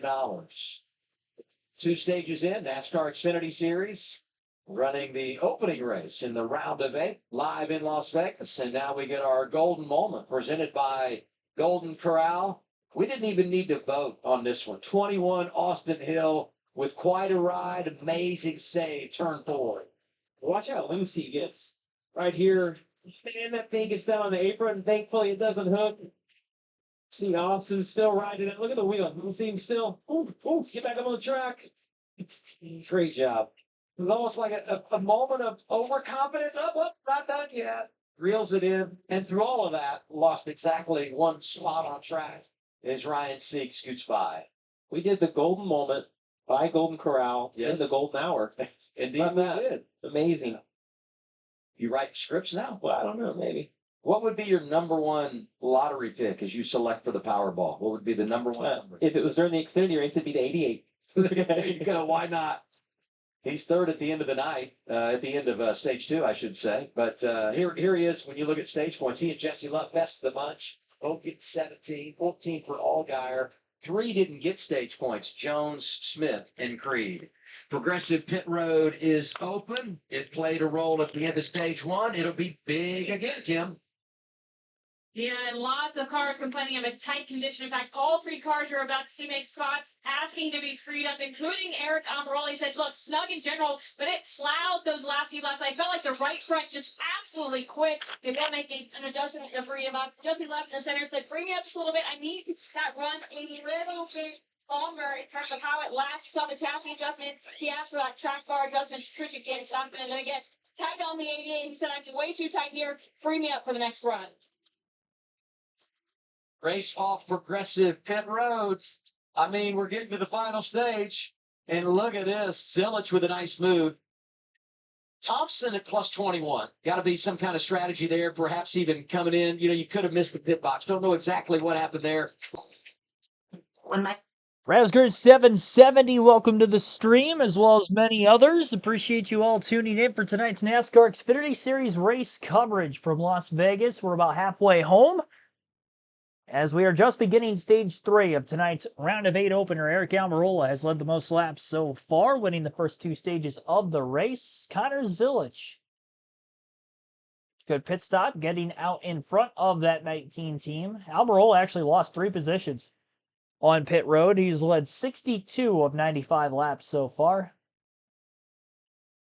And time for our diecast showing at the end of stage 2. I mentioned, I kind of spoiled the diecast I was going to show. I did just buy this at Bristol a few weeks ago. I showed it on the channel, I believe, the week of the New Hampshire race 3 weeks back, and that would be this Kevin Harvick 2001 Busch Series AC Delco number 2 car.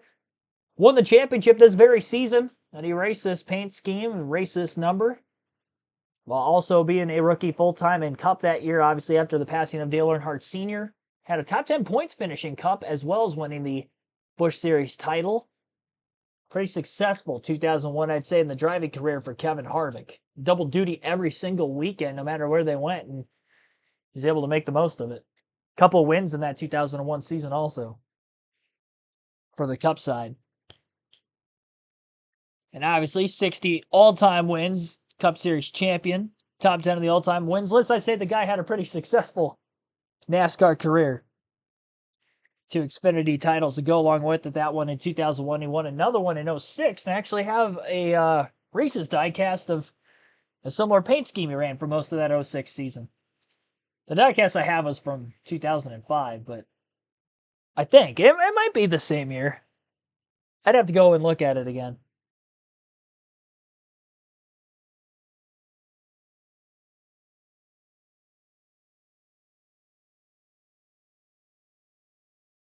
If you're new to the channel, be sure to subscribe. More daily NASCAR content on the way. NASCAR 25.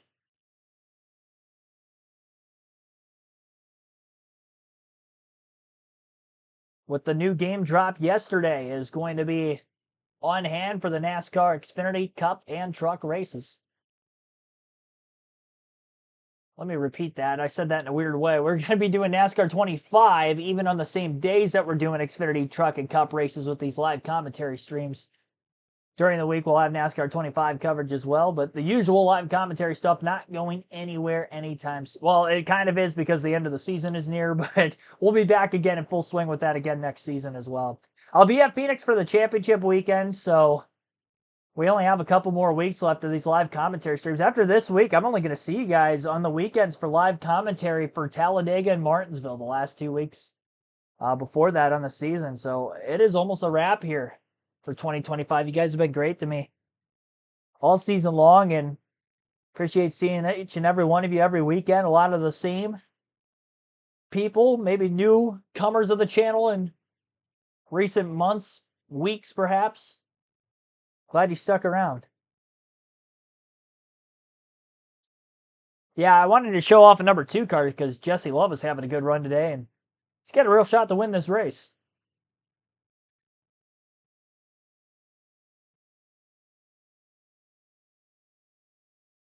Lead Vegas having a clean day, walking out with a lot of points. He entered Vegas with a 57-point lead over the Cup, which is the largest entering the round of 8 in series history. Of course, he set all kinds of records this year, but some that are on the table today. If he wins today, he'll be the youngest and the fastest in 12 career wins, and the youngest to win here in Vegas. It's just incredible. He's rewriting the record books. And we talk about rookies and success. A couple of rookies had problems there on that cycle of stops. Carson Kvapil had a gun issue with the 1, so he lost about 10 positions, and Eckes with a problem as well. And here you look at what Carl was talking about, just across the board, everything that Zilich has been able to do this year, and it just keeps getting better and better, Jamie. Yeah, look at that record for 10 different tracks he's been able to win at. It had him at just, you didn't see it at the beginning of the year. You knew he was talented. You knew he was going to run all the road courses, but he has done just an exceptional job. And his timing being his JRM this year, where they clearly have the best cars, it feels like week in and week out at any type track that we go to. But Connor's done the most to make the most out of that situation. Talked about the issues for Carson Quapple and the one his teammate. Let's get an update there with Dylan. Yeah, they lost about 10 spots on pit road. Had the socket on the air gun break off in the middle of them making that pit stop. So obviously presents a challenge there. You see it. There's the socket there on the right. Snapped just right off the gun. So had to get that replaced. And but it did cost him a bunch of spots in that stop. You talk about, luck and being unlucky. Yeah, I think people make a lot of their luck, but that is just a freak thing to have happen at a terrible time for the one car. Well, they had a freak thing happen to him here in the spring when someone else's gas can went up under their car in a cycle of stops. And they short fueled it, had to come a second time under green. Eka's coming from deep in the field as well. They had to make a second stop. Front row here. The two best buddies, Connor Zilic in control to his right. Best buddies. Green flag back in the air. Zilic on the front row for the restart after actually beating Jesse Love. Almost said Austin Hill. Wrong RCR car. Beating Jesse Love out of the pits. Zilic on the bottom lane of the racetrack. Pulls clear up out of turn 2. Great restart for the 88.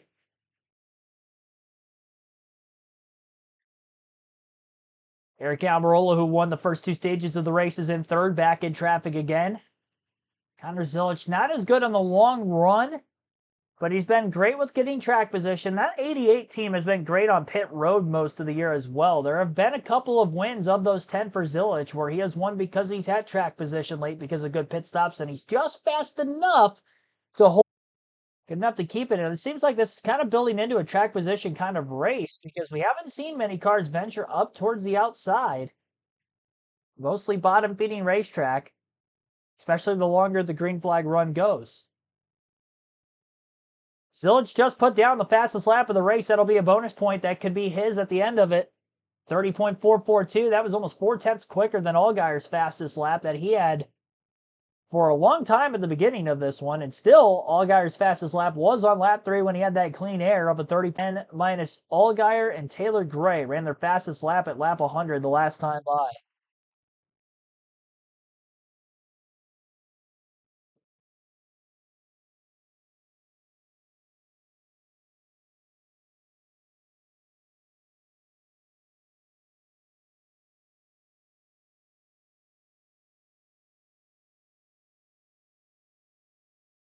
So Zilic, Love 1 and 2 in the running order.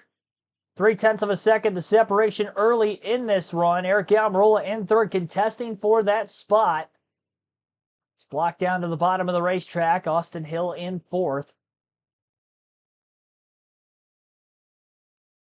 Hill kind of faded back on that longer green flag run back in the last stage as well. 99 laps to go in the race. Everybody's going to have to pit at least one more time. Each of these teams have 2 sets of tires left, so if we get cautions at various points in this stage, you may end up seeing some pit strategy or at least an extra pit stop involved in the finish. Love having the same problem he was having with Eric Almirola, where he can kind of get close to the 88, but he can't really make a pass on him. There were a couple of moments where he was very close to slipping to the inside of Almirola in the last stage. Sam Mayer in the 41, battling with Justin Allgaier for 6th. Allgaier moving up a couple of spots from where we last saw him after being in 8th moments ago. Eric Almirola trying to work his way back to the front of the pack, gaining ground after Jesse Love. The quicker he can make this pass on the 2, less of a chance the 88 will have of trying to pull away. Almirola on both ends of the racetrack running that middle to upper groove of the race line. About a lane to a lane and a half off of the inside lane cars of both the 2 and the 88. Basically been running right on the white line in identical lines on a consistent basis. Now Love will take Almirola's line away in the middle groove. Love is going to gain a bit of ground on the 88 of Zilic. And kind of loses Almirola just a bit, or at least creates more space between the 2 cars down the backstretch that last time by.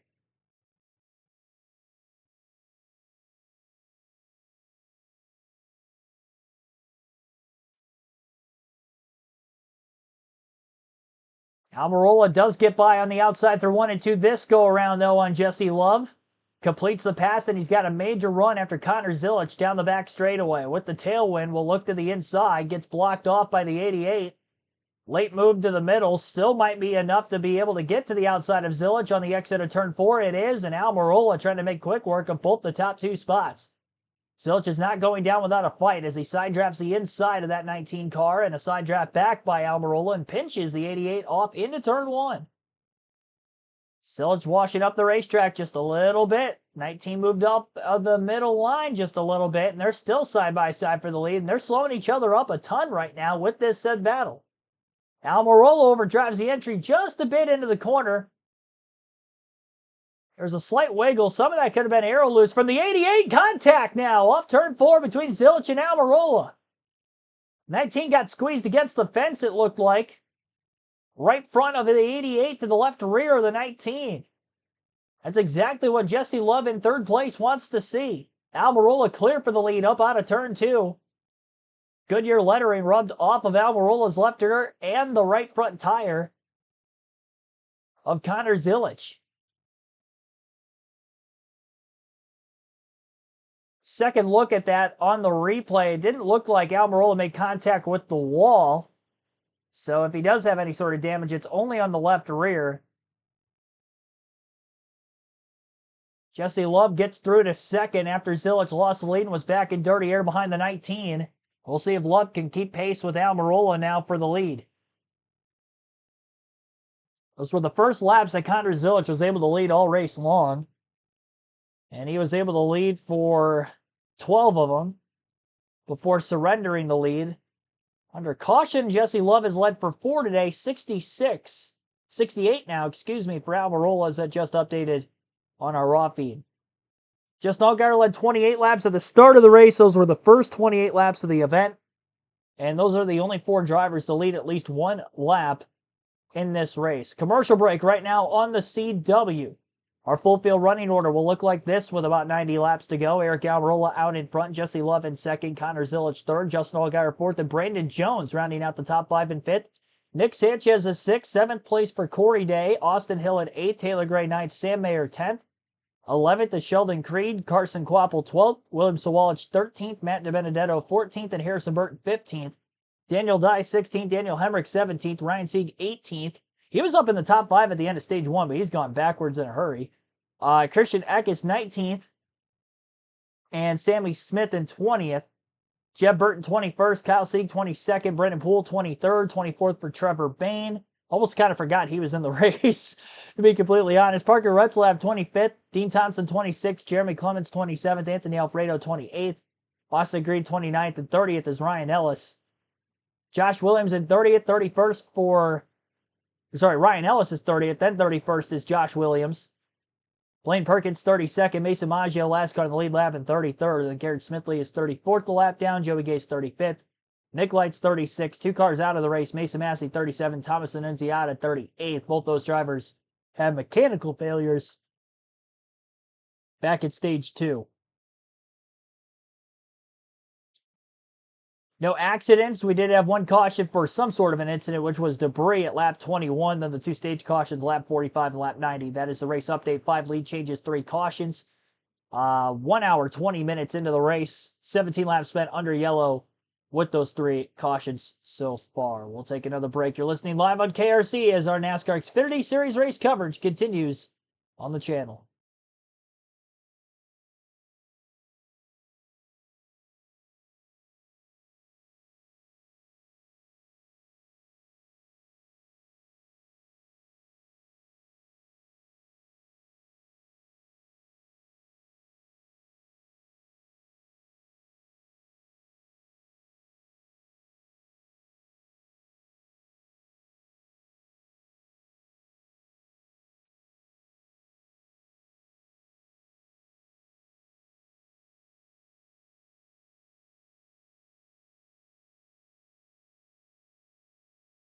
Any reason why the CW battle cam never shows the race for the leaders battle? I have no idea.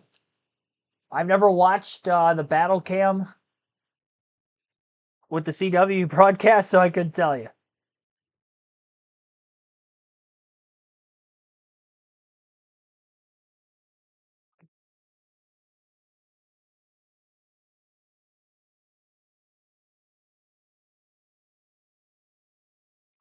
Eric Almirola wins the first 2 stages. He's led over 70 laps. He's in control right now.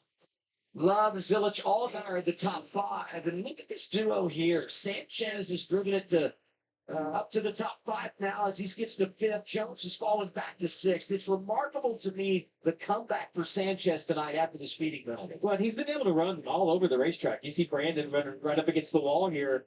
Both of these two cars, the two that have stuck out to me the most that can move around. Look at the run that you can generate around the top. He's going to be able to go the top. Yeah, he wants to run the top of both ends. The 20 cars really found something around the top of the racetrack, but he and Sanchez, it seems like those cars are pretty versatile. Probably 25, 30 laps away from a green flag stop if everything were to stay the way it is now at a green flag condition. So you wonder, how do things play out over the long haul? But these two have been really good since we began the final stage. What about the one right behind him? That's another one that I think's having it's going to be tight right there. Brandon got a big run off the top.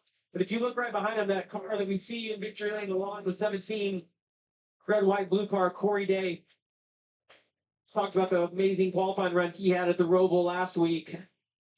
Brandon and Sanchez are going at it, man. Jones was going to get him there. Sanchez needs to run the top down here in 3 and 4 so Brandon can't get the run on it again. But seeing Brandon's able to do it 3 laps in a row. You know, I talk about the potential for green flag pit stops. Then I think about what Brandon Jones was able to do in that final stage at Kansas when his team executed so well on pit road. You see the numbers for Corey Day. The stat sheet for the night finished top 10 in that second stage. As good as he's been all night right now, trying for his second career top 10 finish. This young kid from California showing it all off tonight, Dylan. Yeah, I think it is worth noting he was fastest in the first group of practice, fastest on the 10-lap average earlier today, and I think could have started further up. They had a car that I don't know if it was good enough for the pole, but was on a really good lap before a bobble in turn 4. Coming back to a racetrack or a type of racetrack for the first time that he's raced at before. He had the 1.5 start earlier this year at Texas. He's raced here as well in the truck, so a place he's a little familiar with, more so than some of the other places, and he's showing it for sure. 17 cars been fast. True student of the game. So much young talent across the board in the NASCAR Xfinity Series. Zilich still in the headlines, but a lot of other good young drivers that pop up each and every week. And now we go to a veteran right behind this duo, Austin Hill, having a solid night in the 21.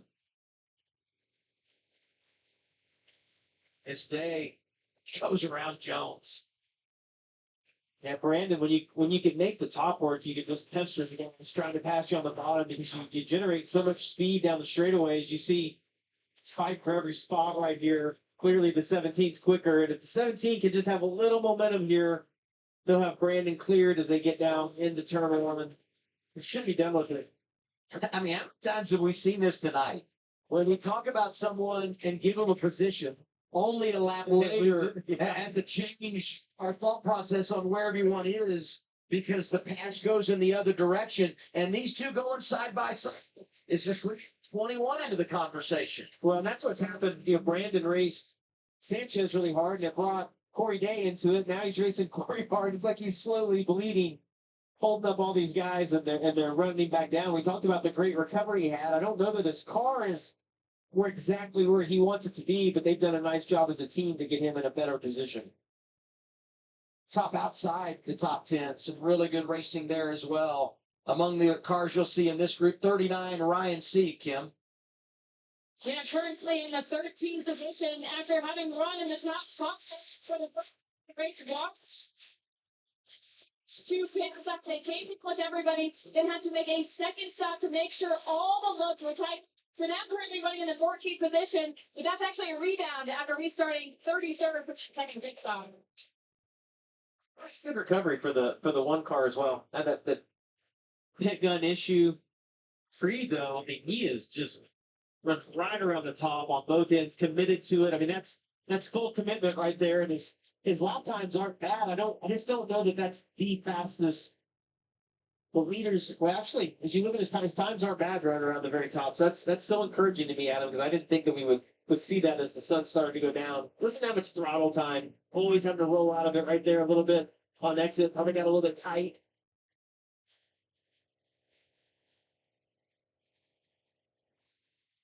Jones, talk about momentum and how it will take you out of the game. Race Corey Day brings Austin Hill into the conversation, and here they are competing for 7th on track. Top 5 with 76 to go. Almirola, Love, Zilich, Allgaier, and Sanchez.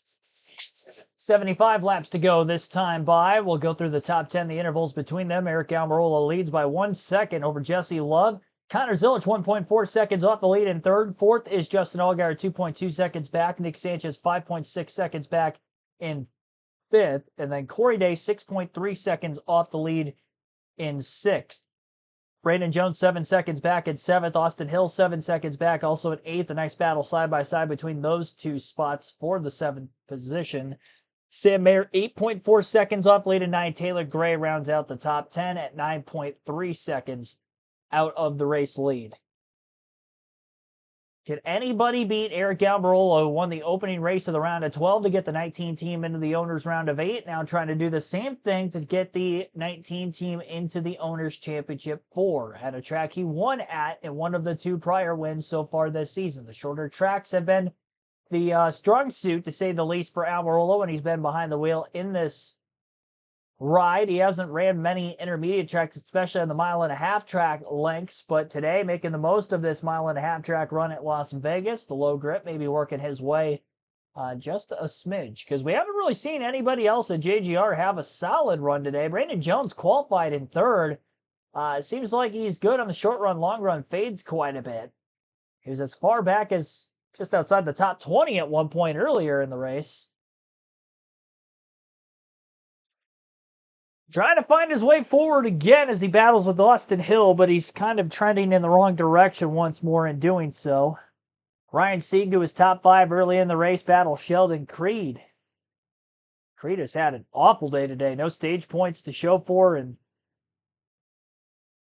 he's gotten better. He's currently battling for 11th, maybe flirting with a top 10 run, but in the round of 8, you need to maximize stage points and finishing result if you're going to want to make the championship 4 without a win in all 3 races. And no stage points in race 1 when you already come in with a 13-point deficit is not good. Because the guys who have capitalized in getting stage points were pretty much those top 5 or so in points that were right on or at the above the cut line, like Zilich, Allgaier, Jesse Love. Love came in first driver out, in fact. Brandon Jones, first driver in. At least he's getting some points for the stages today. Stage 1, not stage 2, though.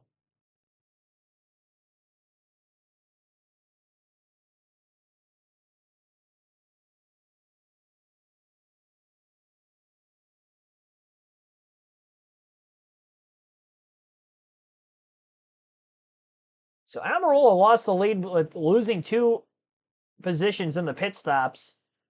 Late race caution sequence. That'll be something to monitor. Xfinity Series heads to Talladega next Saturday afternoon. Hope to see you guys live for that one.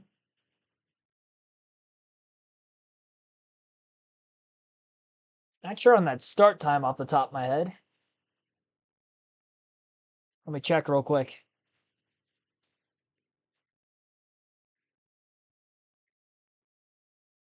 I think it's later in the day, if I'm not mistaken.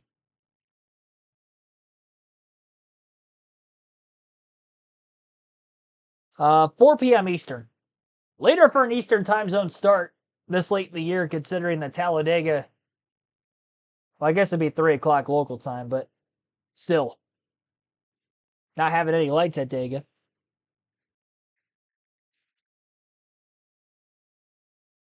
So 4 p.m. Eastern next Saturday. Jesse Love starting to run down Eric Almirola through the commercial break, and on the other side of it, 68 to go. Front line, but yeah, Jesse Love has run 2 to 3 minutes quicker the last couple of laps than Eric. 19's complaining that he's really loose.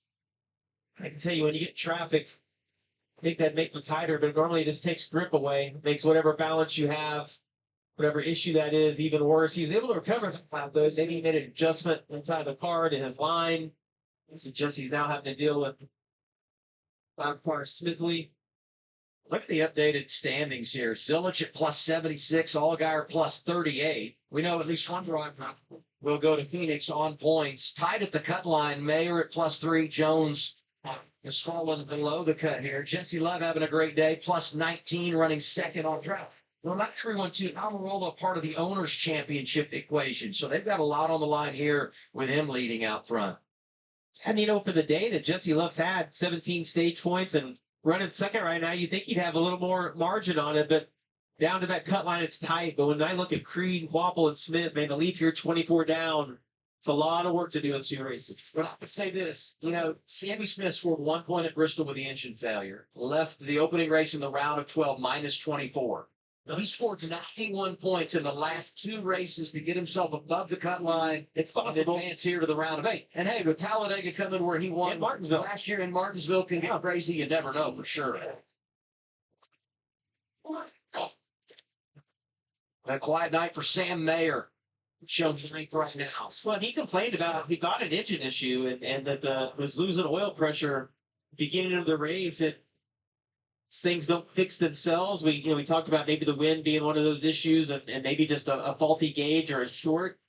That engine appears to be running fine. I know that Sammy Smith was complaining about his engine as well early on in the race, but both of those engines still running. It doesn't look like there's any issues right now for those guys. Talk about the problems for Ryan Sieg on that last cycle of stops. 39 has driven his way back to the top 10. And with 64 laps to go, we're right around 5-10 laps or so before we'll start to see some green flag pit stops. And that takes me to drivers who maybe don't have the track position they would like to run it long. And then when you manage the green flag pit stop, you want to make sure where all the traffic is as you merge coming back onto the racetrack. Here's Mayer going after Jones for 8. Well, and as spread out as all the cars are right now, it's really difficult for anybody to time that out where they're going to get out and have some clean air. The difference in strategy, I like what we see in the top 3 is we've got one already on pit road, Dylan. Yeah, it's Sheldon Creed, and he had reported a right front vibration, so this is, I think, a little earlier than they wanted. But nonetheless, should be close enough, I think, to make it all the way from here. But they may start the cycle. They made a chance to adjustment for tires and fuel. After the early struggles and driven his way back close to the top 10, was 12th when he gave up the spot to come to pit road. Well, and if you think you have an issue, so many rounds left in the race, you might as well pit. Because if you blow a tire out, if you have a loose wheel, if something happens and you wreck, you're done. You're much better off to pit and not push the limit of that. Well, and they're close, but here's what I would say. If you go to overtime here, you get a caution late, you're going to come get that last set of tires anyway. So, look at this. Creed coming to the tire out right there. Wow. Those sounds fine there, but that was crazy. What we saw right there at the 0. It sounded like the transition off the banking. It's a hard pit road to get on.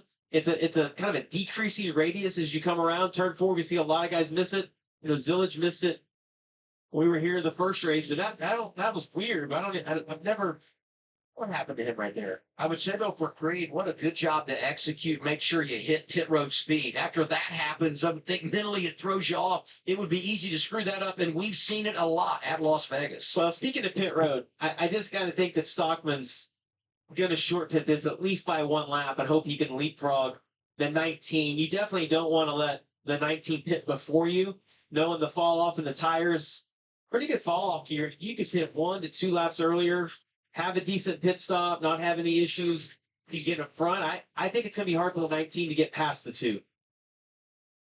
Oh, look at that. The 19 washed up a little bit right here. 2's going to be able to beat it is inside. Going to have him cleared. Longest green flag run of the night. We've gone north of 40 laps. We talked about this 2-car on the long haul. Jesse Love leading in Las Vegas as he gets around Eric Almirola. Well, and then the roles almost flip, right? You're like, well, now the 19 might say, well, we're going to short pit on the 2. It's going to be look at how close all those 3 are. It's going to be really exciting for us to see who gets the most aggressive on the pit box by maybe coming a little early. If you're the 2 car and you can get away a little bit here, might buy you a lap, Kim. And we should expect playoff cars this time, as well as Justin Allgaier. He said that the right rear, he just completely lost it over the run. He looks for a little bit more longevity for the finish of this race.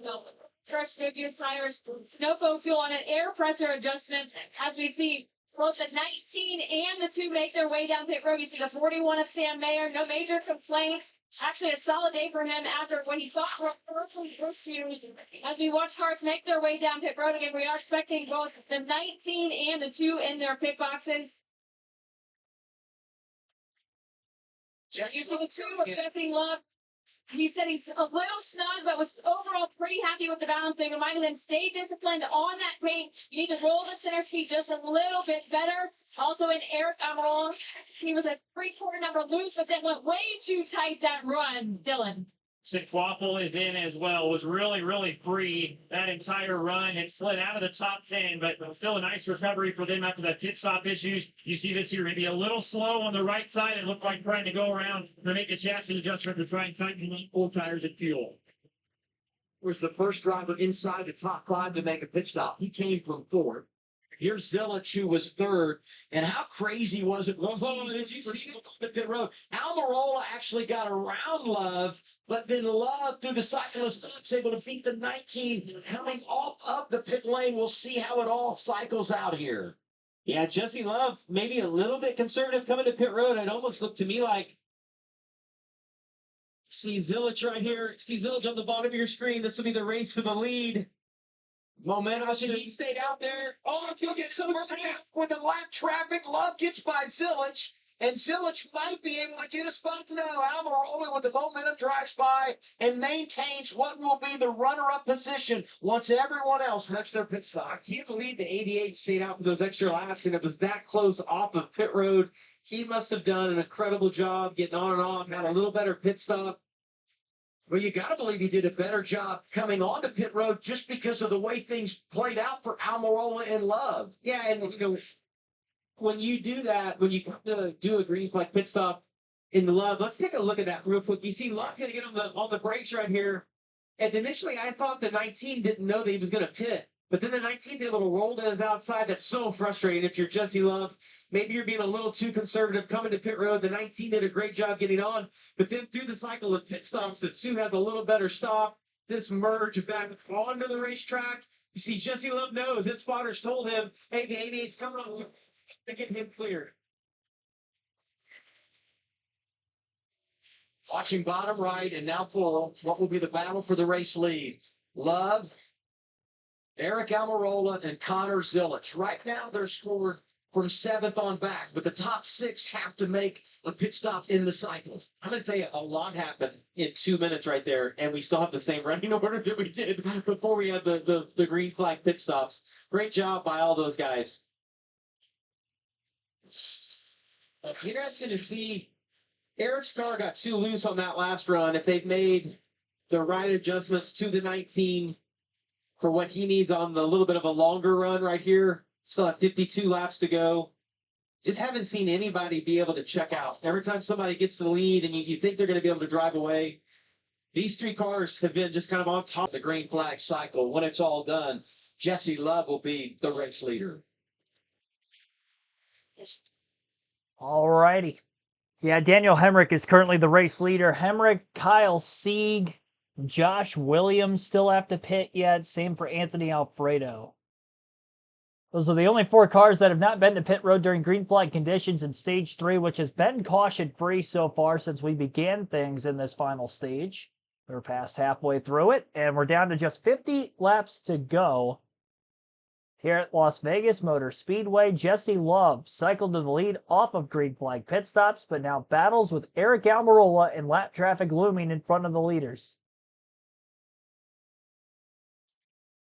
So it's the 219 and the 88 of the top 3, all in the running order towards the front of the pack for what would be the lead once everything cycles through, with Hemrick and Sieg still first and second having to pit in front of the leaders. They got about a 15-second advantage on them as of the moment. Everybody will have another set of tires left, so that might not be the final stop of the race if we were to get another caution flag spot.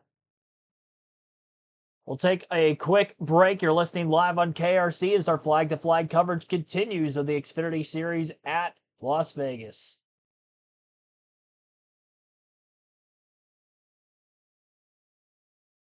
Great battle amongst these top few spots. Love, Almirola, and Zilich 1 through 3, all under a blanket. One lap car right in front of the leaders. Can't tell exactly who that is at the moment. But whoever it is, they're on the bottom lane of the racetrack through 3 and 4, which is exactly the line the leader's running. So he's dealing with traffic with dirty air, and so are the 19 and the 88, obviously cohesively behind the two. This looked like the two had a better turns 3 and 4 than the 19. The 88 might have beat the 19 as well. Connor Zilich faster that last lap than both Love and Almirola. Big run out of turn 2 for Zilich. Looks to the inside. Closing through the center of the corner on Almirola, who washes wide up out of turn 4. A mistake by the 19. And the rookie Connor clearing the 19 through the tri-oval. So now it's Love 1, Zilich 2, Almirola 3. And Justin Allgaier back up to 4th, but he's 4.3 seconds out of the lead. Kyle Sieg just came to pit road, and the same will be said also the lap before that by Daniel Hemrick. So it will be Jesse Love taking over the race lead again. Sieg almost kind of got in the way of the 88 of Zilich up out of the exit of turn 4.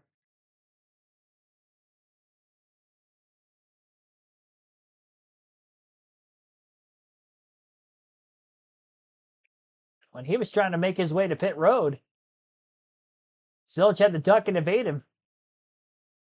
46 to go. Looking around Eric Almirola. It's amazing to me. We're on this long green flag run. We had a cycle of stops, and still the top 3 right here racing together. This has been outstanding. We're having an incredible race right here. I mean, it's been that way all race long, and I promise you, Jesse Love is screaming inside of the car to these lap cars, trying to get him out of the way or just to pick a lane. He obviously wants to run the bottom. But Zilich, looked, I thought he was going to be out of it. Had that little bit of fender damage, got into the 19's left rear earlier in the race. But he's just continued to get better and better. We talk about how hard this pit road is to get onto. Kyle Sieg stayed out and ran long. These guys might not know that there are still some guys that haven't pitted. I want you to watch this. Look how close. Oh my gosh, for Connor and the 19 right there. That's happened before. Remember Texas, Mark Martin, I think J.J. Ailey had that happen years ago. Huge wreck. I mean, you're not focused on those guys coming to pit road. I mean, these guys are racing for the lead, racing for their life right now. You know, through the cycle, Sheldon Creed was the first to pit from 12th. In the pitting early, has worked out on the short run. He's 5th in the running order, and all of that's because he pitted 6 laps earlier. I tell you what, the 00 team has done an outstanding job of battling back here tonight. Yeah, and honestly, Adam, for pitting a little bit earlier, when you look at his lap times, they're not bad. I mean, he's a little bit off of these top 3, but when you look at Allgaier or Ryan Sieg, Sanchez, these guys right behind him, Creed's done a really good job at maintaining some pace through this run. Oh, got a little battle for the lead right here. He's at 88. Pulling to the inside. It looks like the two struggling. I feel like NASCAR. Big wiggle by both of them. Pack some air. Dancing in the corner. All of them. Look how tight the top 3 are right here. Jesse is struggling to get through this traffic. What? You know, Jesse Love has won twice in his career. Last year as a rookie at Talladega, earlier this season at Daytona. But to win at a place like Las Vegas, locking yourself into the championship core, would just mean so much and do so much for his confidence. He's had an unbelievable night. He has, and it just doesn't seem like any of these top 3 can find a big advantage. I feel like at some point in the race tonight, we've thought all of them maybe had the best car, but due to the tire fall off, the pace change, the shift from day to night, there's been so many variables in this race that are still all right on top of each other. And here we see the green flag cycle and what it produced, where everybody is now and compared to where they were earlier in the race. And it's just a little bit of a snapshot of what we're seeing.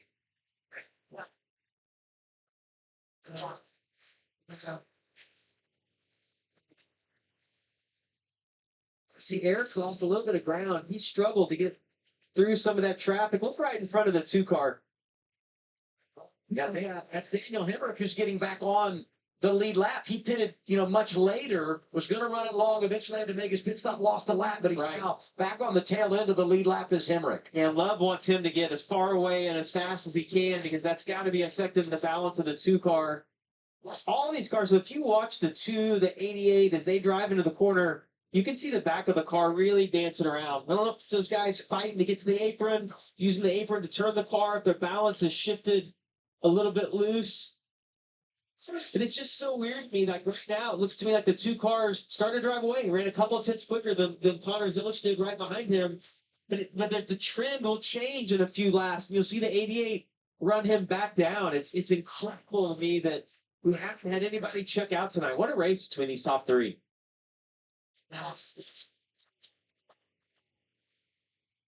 38 laps to go. We talk about lap traffic and the roles that it can play. And just the management of that and over the long haul. Top 5. Love, Zilisch, Almirola, Allgaier, and Sanchez closing on the end at Las Vegas. Alrighty, I'll take you from here to the finish. 37 laps to go. Jesse Love, our race leader. Connor Zilisch is second. Eric Almirola third. Justin Allgaier fourth. And Nick Sanchez rounding out the top 5 in fifth. Sheldon Creed back into 6th again as Sanchez and Creed battle back and forth for that 5th spot. Ryan Sieg is in 7th. Good comeback for him to this point. 10 spots gained from the restart for Sieg. Austin Hill is in 8th. Taylor Gray 9th. And Corey Day rounds out the top 10. Then Brandon Jones in 11th, Harrison Burton 12th, Sam Ayer 13th, 14th for William Sawalich and Carson Kvapil 15th. 16th is Christian Eckes, up 13 spots from the restart. He was at the tail end of the lead lap, I believe, on the last restart. Daniel Dye 17th, Sammy Smith 18th, Matt DiBenedetto 19th, Daniel Hemrick in 20th, Trevor Bayne 21st. 21 cars are currently on the lead lap. Dean Thompson 22nd, first car lap down at the moment. Then Brennan Poole 23rd, Jeb Burton 24th, Kyle Sieg 25th. Then Austin Green, 26th. Josh Williams, 27th. Anthony Alfredo, 28th. Blaine Perkins, 29th. And Parker Retzlaff in 30th. 31st for Ryan Ellis. Mason Maggio, 32nd. Nick Lights, 33rd. Garrett Smithley, 34th. 35th for Joey Gase. Jeremy Clements, 36th, is pulled off the racetrack. Mason Massey, 37th. Thomas Annunziata, 38th. So 3 cars in the garage area right now and or out of the event. 13 lead changes, 3 cautions, 1 for debris, 2 stage breaks, lap 21 debris caution, stage ends at lap 45, lap 90, 17 caution laps under those 3 yellows, stage 3 and stage 2 caution free of any sort of yellow that does not include a stage end.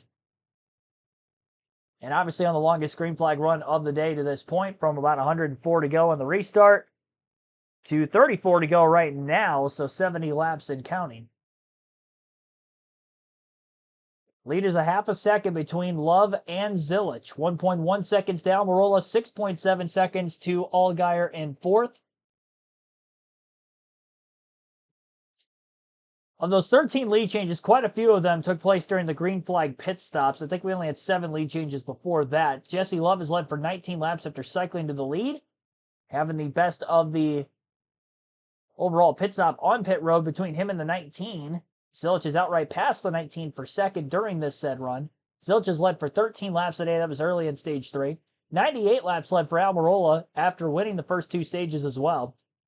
From the pole, Justin Allgaier led the first 28 laps. Nick Sanchez was able to lead 1 lap during green flag pit stops. Same for Brandon Jones.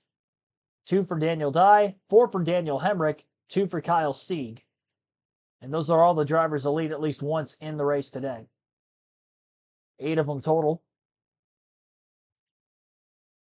Connor Zilisch still has the bonus point for the fastest lap of the race, 30.442 at lap 100.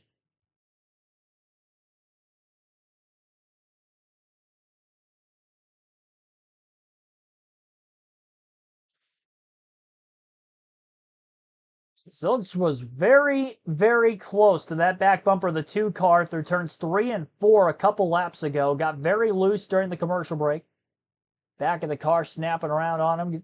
Did a great job to keep from losing complete control. And he's very much in it. Corey Day making a pass for ninth place on Taylor Gray in the number 10.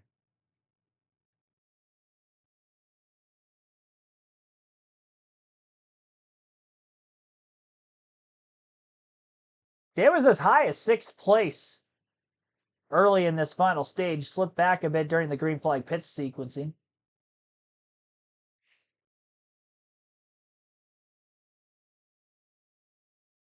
One of his better runs of the Xfinity series.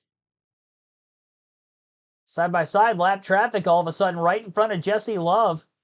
Hey, Connor Zilich has a run as Love had to go to the inside 3 wide. Flat entry to turns 3 and 4 for Love. Is this going to hold him back just a bit? Connor Zilich closing a ton to the back of the 2. There's a little bit of contact nearly. But Connor Zilich is going to get through to the lead. With 29 laps to go, he beats Jesse Love, and Zilich, who is looking for his 11th win of the season, is out in front as the caution flag is out also. Our first incident itself of the race, Dean Thompson in the 26 has gone around. And again, that was right before the caution came out. They do go to the last timing and scoring loop, but Zilich should still be the leader. Which is just one position higher for when we end up having pit stops, which I would assume are going to come about right now. There's a chance drivers stay out because only one set of tires remains for all the teams towards the front of the pack. And we've seen quite a bit of fall off tonight. 2 seconds over the course of a full run. Or at least the longer runs that we've seen of 50 to 60 laps.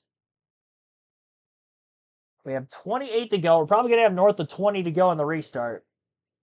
I would assume the leaders will come in. I'd be shocked if any of them stay out. But in the event of another caution late, I don't know. It's going to be tough.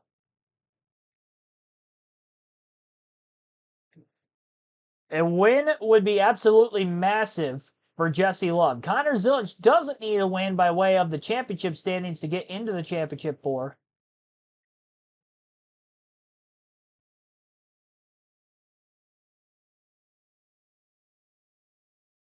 Came in plus 57 above the cut line. A pretty solid point stay so far with the stages. Zilich, in fact, just basically trying to keep his top 5 streak alive. For historical significance, Zilich would have to win the last 4 races of the season to match the all-time record for the most wins in an Xfinity Series season set by Kyle Busch at 14. The 88 car itself at 11, because Kyle Larson in substitution for Connor Zilich was able to get an extra race win. So in the owner standings, that team has actually got more bonus points than the driver of Zilich himself has.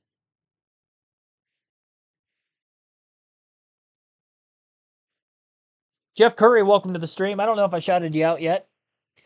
Wonder how Zilich is going to do in Cup. Thought Ryan Newman would dominate when he got there. Well, he did for a little bit early in the season. He did have 8 wins in 2003. Which is still insane when you think about it, because he only had 19 career wins, I think. 18 or 19 for Newman in his Cup career.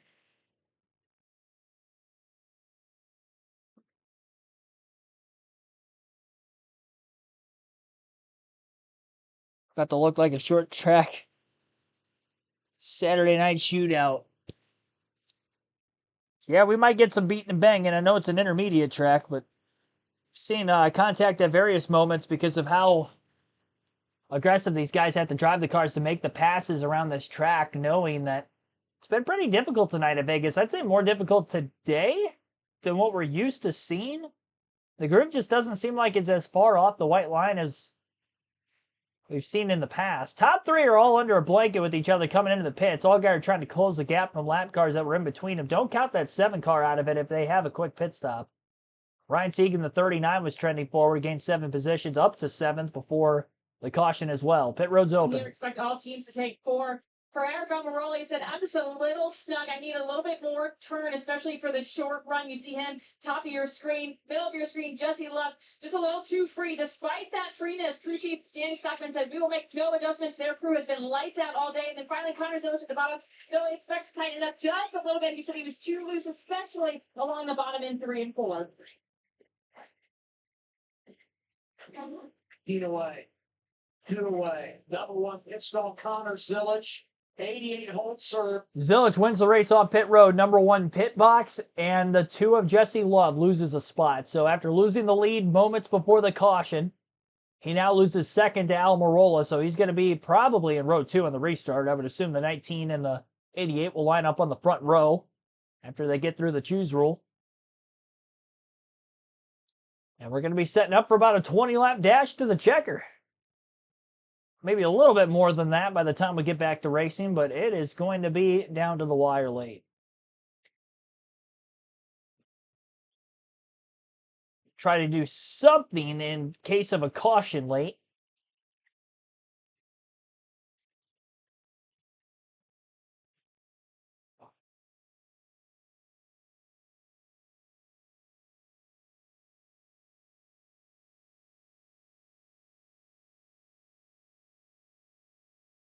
I'm not going to say that Connor Zillich has the championship on lock. I feel like of the top 3 series and who I have picked to win the championship, I'm least confident in Zillich at Phoenix specifically than I am with Corey Heim in the trucks, or even my pick Ryan Blaney to win the Cup title, just because of how they perform at Phoenix. Like, Heim has had speed there in the past. Probably would have won the championship had Hocevar not wrecked him 2 years ago. Last year, just got beat. Ty Majeski had the best truck that night, but think he could turn it around this year. Connor Zillich has a lot of drivers in this field who have won at Phoenix before, and they're very good at Phoenix even back in the spring. Eric Almirola won there, if we're looking at the owner's title side of things. Brandon Jones is a former winner there. Justin Allgaier has led a ton of laps there, didn't finally get a win until he won the championship at Phoenix last season. Didn't win the race, but he won the title and could have went for the win with Riley Hurst. Kind of surrendered it late to protect the title, but we'll see. He's going to have some competition. JGR is just really good at Phoenix. I mean, Almirola won there in the spring. Brandon Jones has won there at JGR before. Ty Gibbs won there with the championship a couple seasons ago. It's not going to be easy for that driver, the 88, but to get there, got to get through this round first. He's got a lot of points. Just doesn't need anything catastrophic, like an incident late, and bleed points away. He's got to get out of jail free card if he has solid runs in the other 2 races if he were to crash out, but don't want to use that get out of jail card free, put pressure on you, especially Talladega coming up next. And Martinsville, which he did lead a lot of laps there in the spring, before fading as the runs went on later. So Almirola and Zillich on the front row. This is going to be interesting. And Zillich has elected the inside lane as the control car for this said restart.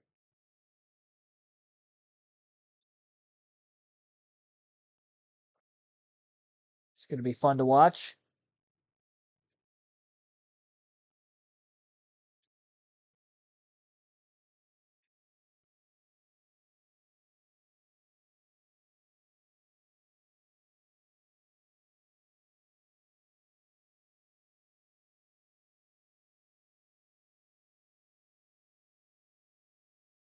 My Michigan Wolverines are losing. Wearing the hat for good luck isn't very good. They're losing 21-7 against USC. I just checked the score for the first time in the second half. Yikes. Maybe they'll come back. Maybe we'll see somebody else come back here. Nobody stayed out of the pits, by the way, of anybody on fresh tires. So everybody pitted. Final set. This is going to be it to the end. 24 laps to go. 23 when they get to the start-finish line. Zilich launches early in the restart zone. Green flag back in the air. Great push from behind by Jesse Love, also to the back of the 88. Love maybe going to the apron 3 wide. Hesitated. He's going to have a sharp entry into the corner. Might be in danger of losing third to Nick Sanchez in the 48. 88 and 19 still side by side for the lead at the very front of the field. Yeah, now Almirola up in that middle to upper groove of the racetrack. Down on the white line is Connor Zilich. Bottoming out on that said white line behind him is Jesse Love. And Sanchez still to the outside of the 2. 2 got very loose up out of turn 4. Had to go up and side draft the 48 to keep from Sanchez clearing Love. Sheldon Creed in the picture all of a sudden up into the top 5 for the second time tonight. And Justin Allgaier slipped back to 6th. Zilich barely hanging on the left-hand corner of the 19. Had to block the 48 of Sanchez, who had a massive run up the high side from turn 2. Zilich trying to slide up clear, and he is off turn 4, and Sanchez gets to the inside of the 19 of Almirola for second now. Contact made on the front stretch between Almirola and Sanchez. And Love will go 3 wide for second into the first turn, trying to get by both. That 48 car bottoming out through the bumps in the middle line. Love attempted a 3 wide pass, couldn't get by either one.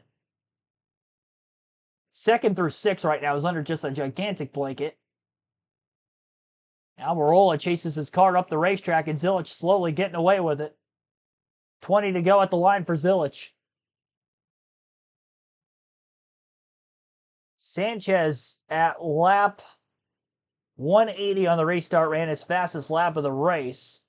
Sheldon Creed as well, that same lap, had his fastest of those in the top 5.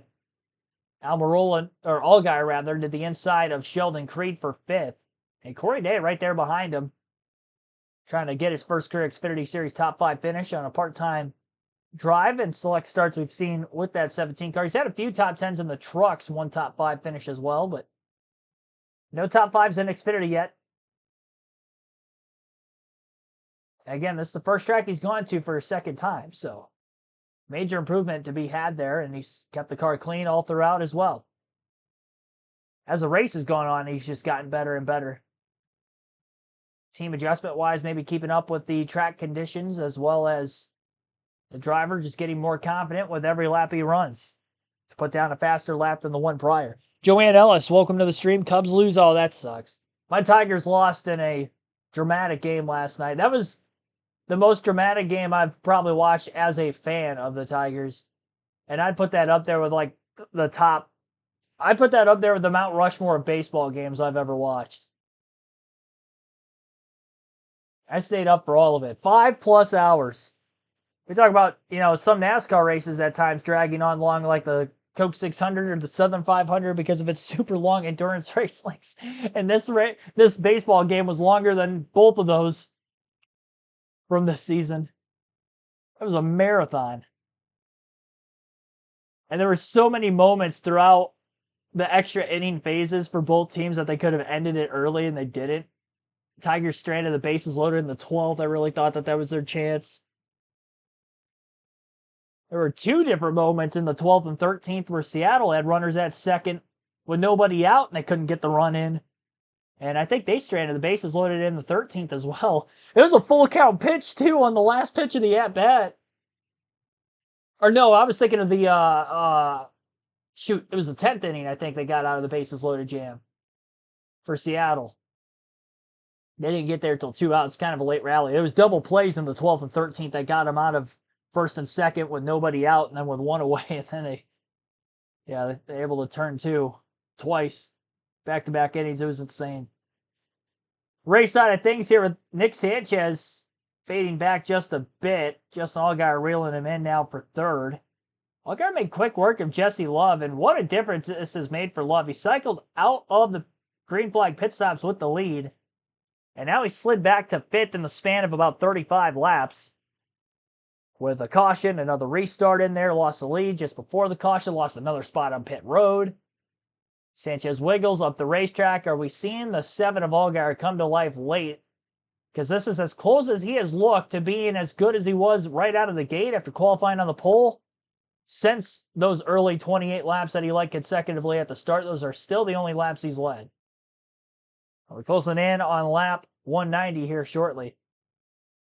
He's not making quick work of Nick Sanchez, though. He's definitely quicker than him. Sanchez holding on for everything he can. He's not in the playoffs, but still trying to get the best finish for him and his team. Possible. Allgaier knows that his chances of winning the race are going to be slimmer and slimmer the longer he stays behind the 48 car. Can maybe get him a bit aero loose and then attack. Looked like he might have finally snuck to the inside off turn 2, which he did. And into 3 and 4, Allgaier will complete the pass for third. Sanchez giving him a little extra room. Lifted. He was probably expecting the 7 to come up. He didn't really come up until well after he was clear. Slight hesitation. The 7 capitalizes, so we'll see.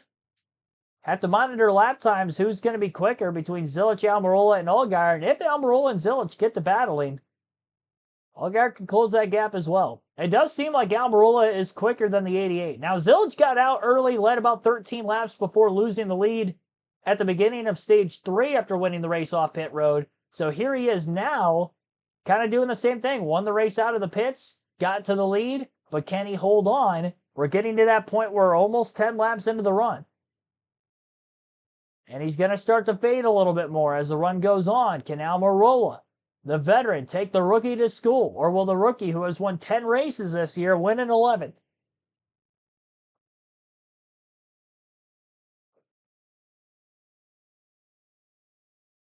Almirola swings wide. It looked like he got a bit tight. Middle off out of turns 3 and 4. These two are running great lap times, first and second, nose to tail with one another. Allgaier really closing that gap any. That last lap, Allgaier was quicker, but it was only by about 2 or 3 hundredths of a second. He's going to have to be consistently quicker at a faster rate if he's going to want to catch the top 2. Corey Day into the top 5. Jesse Love has fallen to 6th. Almirola getting close to the back bumper of the 88.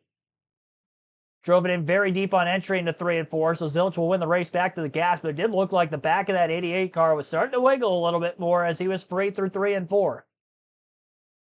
Wind is still whipping, even though the track conditions are grippier than what they were before because of the nighttime sky. Zilich very loose in the bumps as he changes lane through 1 and 2. Big mistake by the rookie Connor Zilich, and Almirola is underneath him. Zilich is not going to give up. Oh, contact! Entering into turn 3, they get together. Almirola to the lead. And Justin Allgaier will quicker than the top 2 that last lap because of the contact at the end of the back straightaway. 8 laps to go. Zilich ain't out of it yet either. What a run out of turn 4 by Connor Zilich despite losing the lead as he drives hard to the bottom of the racetrack. Almirola now goes to the middle to upper groove. He'll carry more speed down the back straightaway. No wiggle out of the 19 like we saw out of the 88. I don't know why Zilich changed his line. That was a rookie error. He was doing fine enough job on the bottom, but the pressure got to him. He thought he maybe had to do something different, and that something different costed him.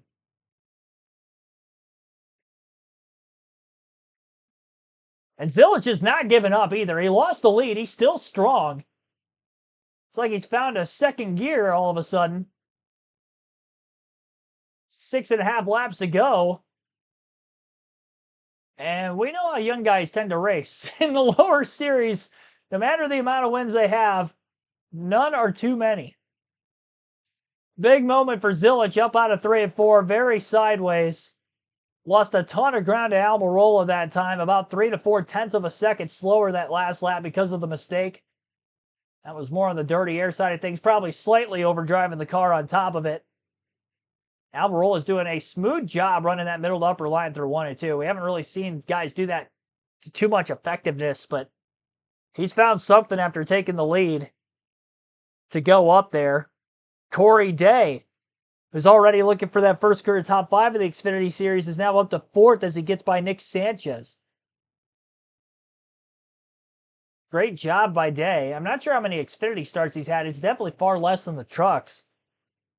But up to 4th place for him. And a great run for that 48 team, small team, driven by rookie Nick Sanchez. They have a top 5 performance today, beating the likes of both RCR cars, both Haas cars. 2 of the 3 JGR Toyotas, or I should say 3 of the 4. They've beaten a lot of good teams today. Ryan Sieg's solid performance after top 5 early, kind of faded. Middle of the race in stage 2, got back up inside the top 10, has kind of stayed in 7th for a lot of the second half of this final stage. Looking for a good finish to the night at the very least. 3 to go this time by. Zilic is coming back for more. He's about 3 to 4 car lengths off the race lead from Eric Almirola. That last lap, he was 3/10 quicker. I don't know what he did different to the 19, but he gained a lot of time. I said he found a second gear a couple laps ago, as he now found a third gear. Huge run out of the front stretch by Zilic. He drives it in extremely deep through 1 and 2. Almirola got a little loose though, chasing it up the racetrack. Maybe driving out of the rearview mirror a little too much. They both made a mistake. Allgaier still 1.3 seconds out of the lead. They're coming up on 2 to go this time by. We've had 3 different battles for the lead between the 19 and the 88.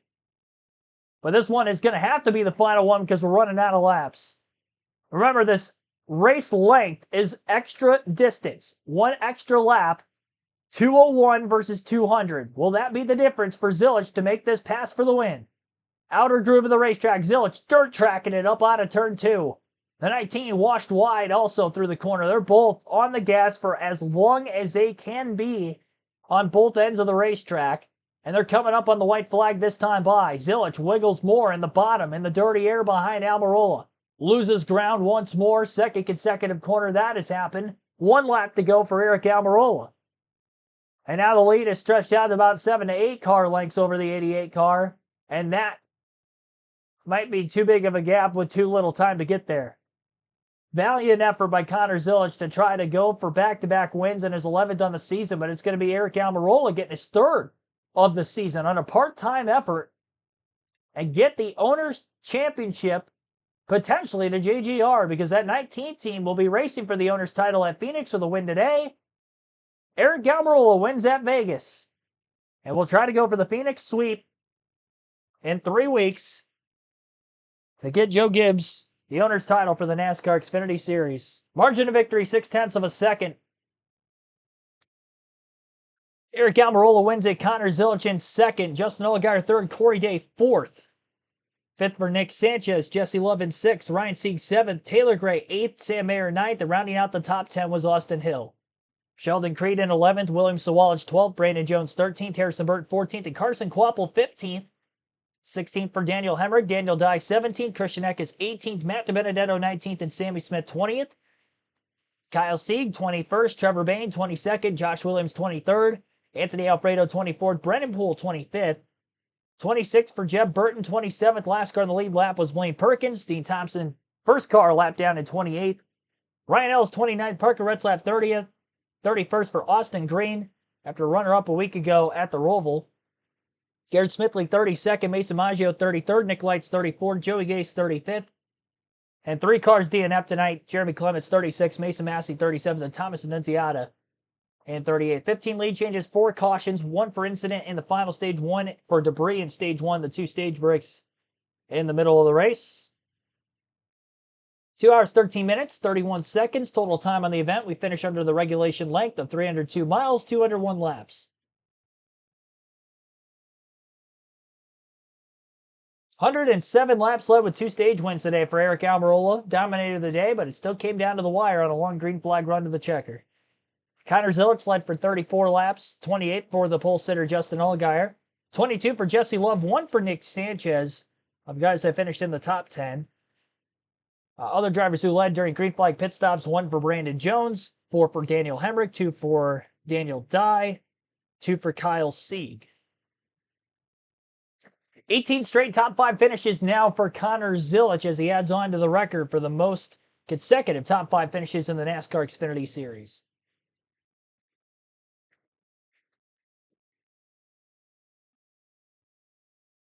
Reza Pucha, welcome to the stream. Yep, 18 top 5s in a row for Zilic. A runner-up today.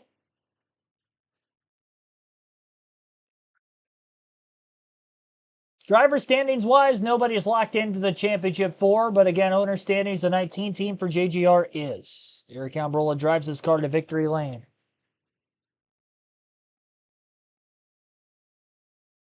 Celebrating with his family on the front stretch. Coming to congratulate him before he even gets out of the race car. Job well done here tonight for Eric Almirola.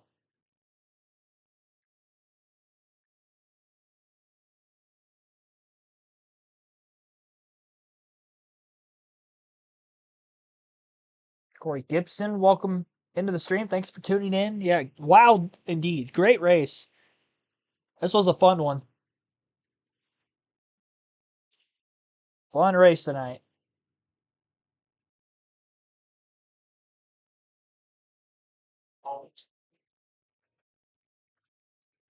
Man, what a race. Almirola is so good here in the spring as well, and finally able to get it done here in the fall race here in Las Vegas. I get the helmet off. Man, they made you earn that one. How did you go about those last few laps and just placing your car where it needed to be to not only get by the 88, but then hold him off too? Oh man. First, thank you, God. This is such an unbelievable opportunity to do this with the Signatory and Young Life. They have watch parties all over the globe with these Young Life kids, and it's so much fun to be a part of this. Thank you, Coach. Such an awesome honor to go race for an owner's championship with JD Gibbs' name on the car and the whole Gibbs family. I'm having so much fun. This is the time of my life, man. So our car was good. Our car was really good. But the longer I ran, the tighter I got. And I was just struggling on that long run in the beginning of stage 3. And finally that restart there, I just took off incredibly tight. And I couldn't get going. The 48 kind of slowed my momentum down. And finally, I got clear of him and was able to go chase the 88 down. He looked pretty loose, and I was able to capitalize on that. Well done. Congratulations. Eric Almirola in the 19, back in victory lane.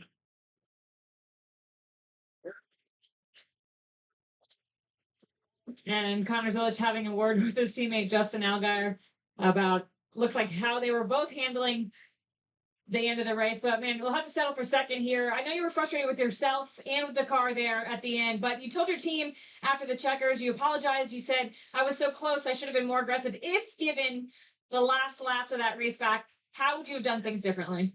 Yeah, I mean, the frustration just comes from how much this stuff means a lot to me, and a chance to lock into Phoenix, you got to take it. So, yeah, I mean, I gave it my all. I drove as hard as I could, but yeah, I guess it's all we had today. So, yeah, I mean, I just got to do a better job. I just could not wrap the line. I sucked here in the spring for the same reason, and we were just really loose and struggled to move around and. Just didn't have what it took. So, we'll go back to the drawing board. Our WeatherTech Chevrolet was as fast as Xfinity Mobile all day long, and we put ourselves in the right spots. But unfortunately, I just didn't come away with it. You leave plus 82. I know both Talladega and Martinsville are kind of considered wild cards. Is there comfort, though, in plus 82? Yeah, plus 82 is not bad. It could be a lot worse, but having another win sticker on this thing definitely would have been better. That's the racer's mentality right there. Never good enough. But I'll tell you what. Every interview I see from Connor Zilich, it doesn't feel like he's 19 years old. There's just something about him, the way he carries himself, not only as a race car driver, but just like as an adult, which, a lot of adults would probably say like he's a kid, he's 19, but I mean, he is very, very mature for his age. He definitely shows it on the track. He maybe steps over the edge a little bit, but I'm not going to act like we haven't seen, other drivers do that in the past at, older ages than what Connor Zilich is at the age of 19. And he's got the speed to back it up. Be great to see what he does next year at Trackhouse in his rookie season. Congratulations again to Eric Almirola for getting the win in tonight's Focused Health 302 at Las Vegas. That is going to wrap up tonight's live commentary stream. Thank you all for tuning in throughout the course of all 3 of today's live streams on the channel. We did get to our like goal of 50. We're at 71 right now. Be sure to still hit the like button if you haven't done so yet. Subscribe for more NASCAR content along the way. We'll be live twice tomorrow again. NASCAR 25 coverage is going to be coming up on the channel every day for at least the next few weeks. And then obviously we'll still have NASCAR 25 content through the offseason and whatnot as well. But these first few weeks with the game being out, definitely want to make sure I grind on that, even with still having live commentary on the weekend. So did I burn myself out today? Maybe a little bit, but I still had fun at the end of it. Great race here tonight at Las Vegas as well. We'll be back for a doubleheader of streaming tomorrow. We'll start off at 5 p.m. Eastern with the NASCAR Cup Series race coverage right here at Las Vegas for the round of 8 opener. Should be a fun one. And then the NASCAR 25 stream will be immediately after the finish of tomorrow's Cup race. So hope to see you for that. Thanks for watching. Have a good rest of your Saturday night, everybody, and I'll see you for racing tomorrow evening.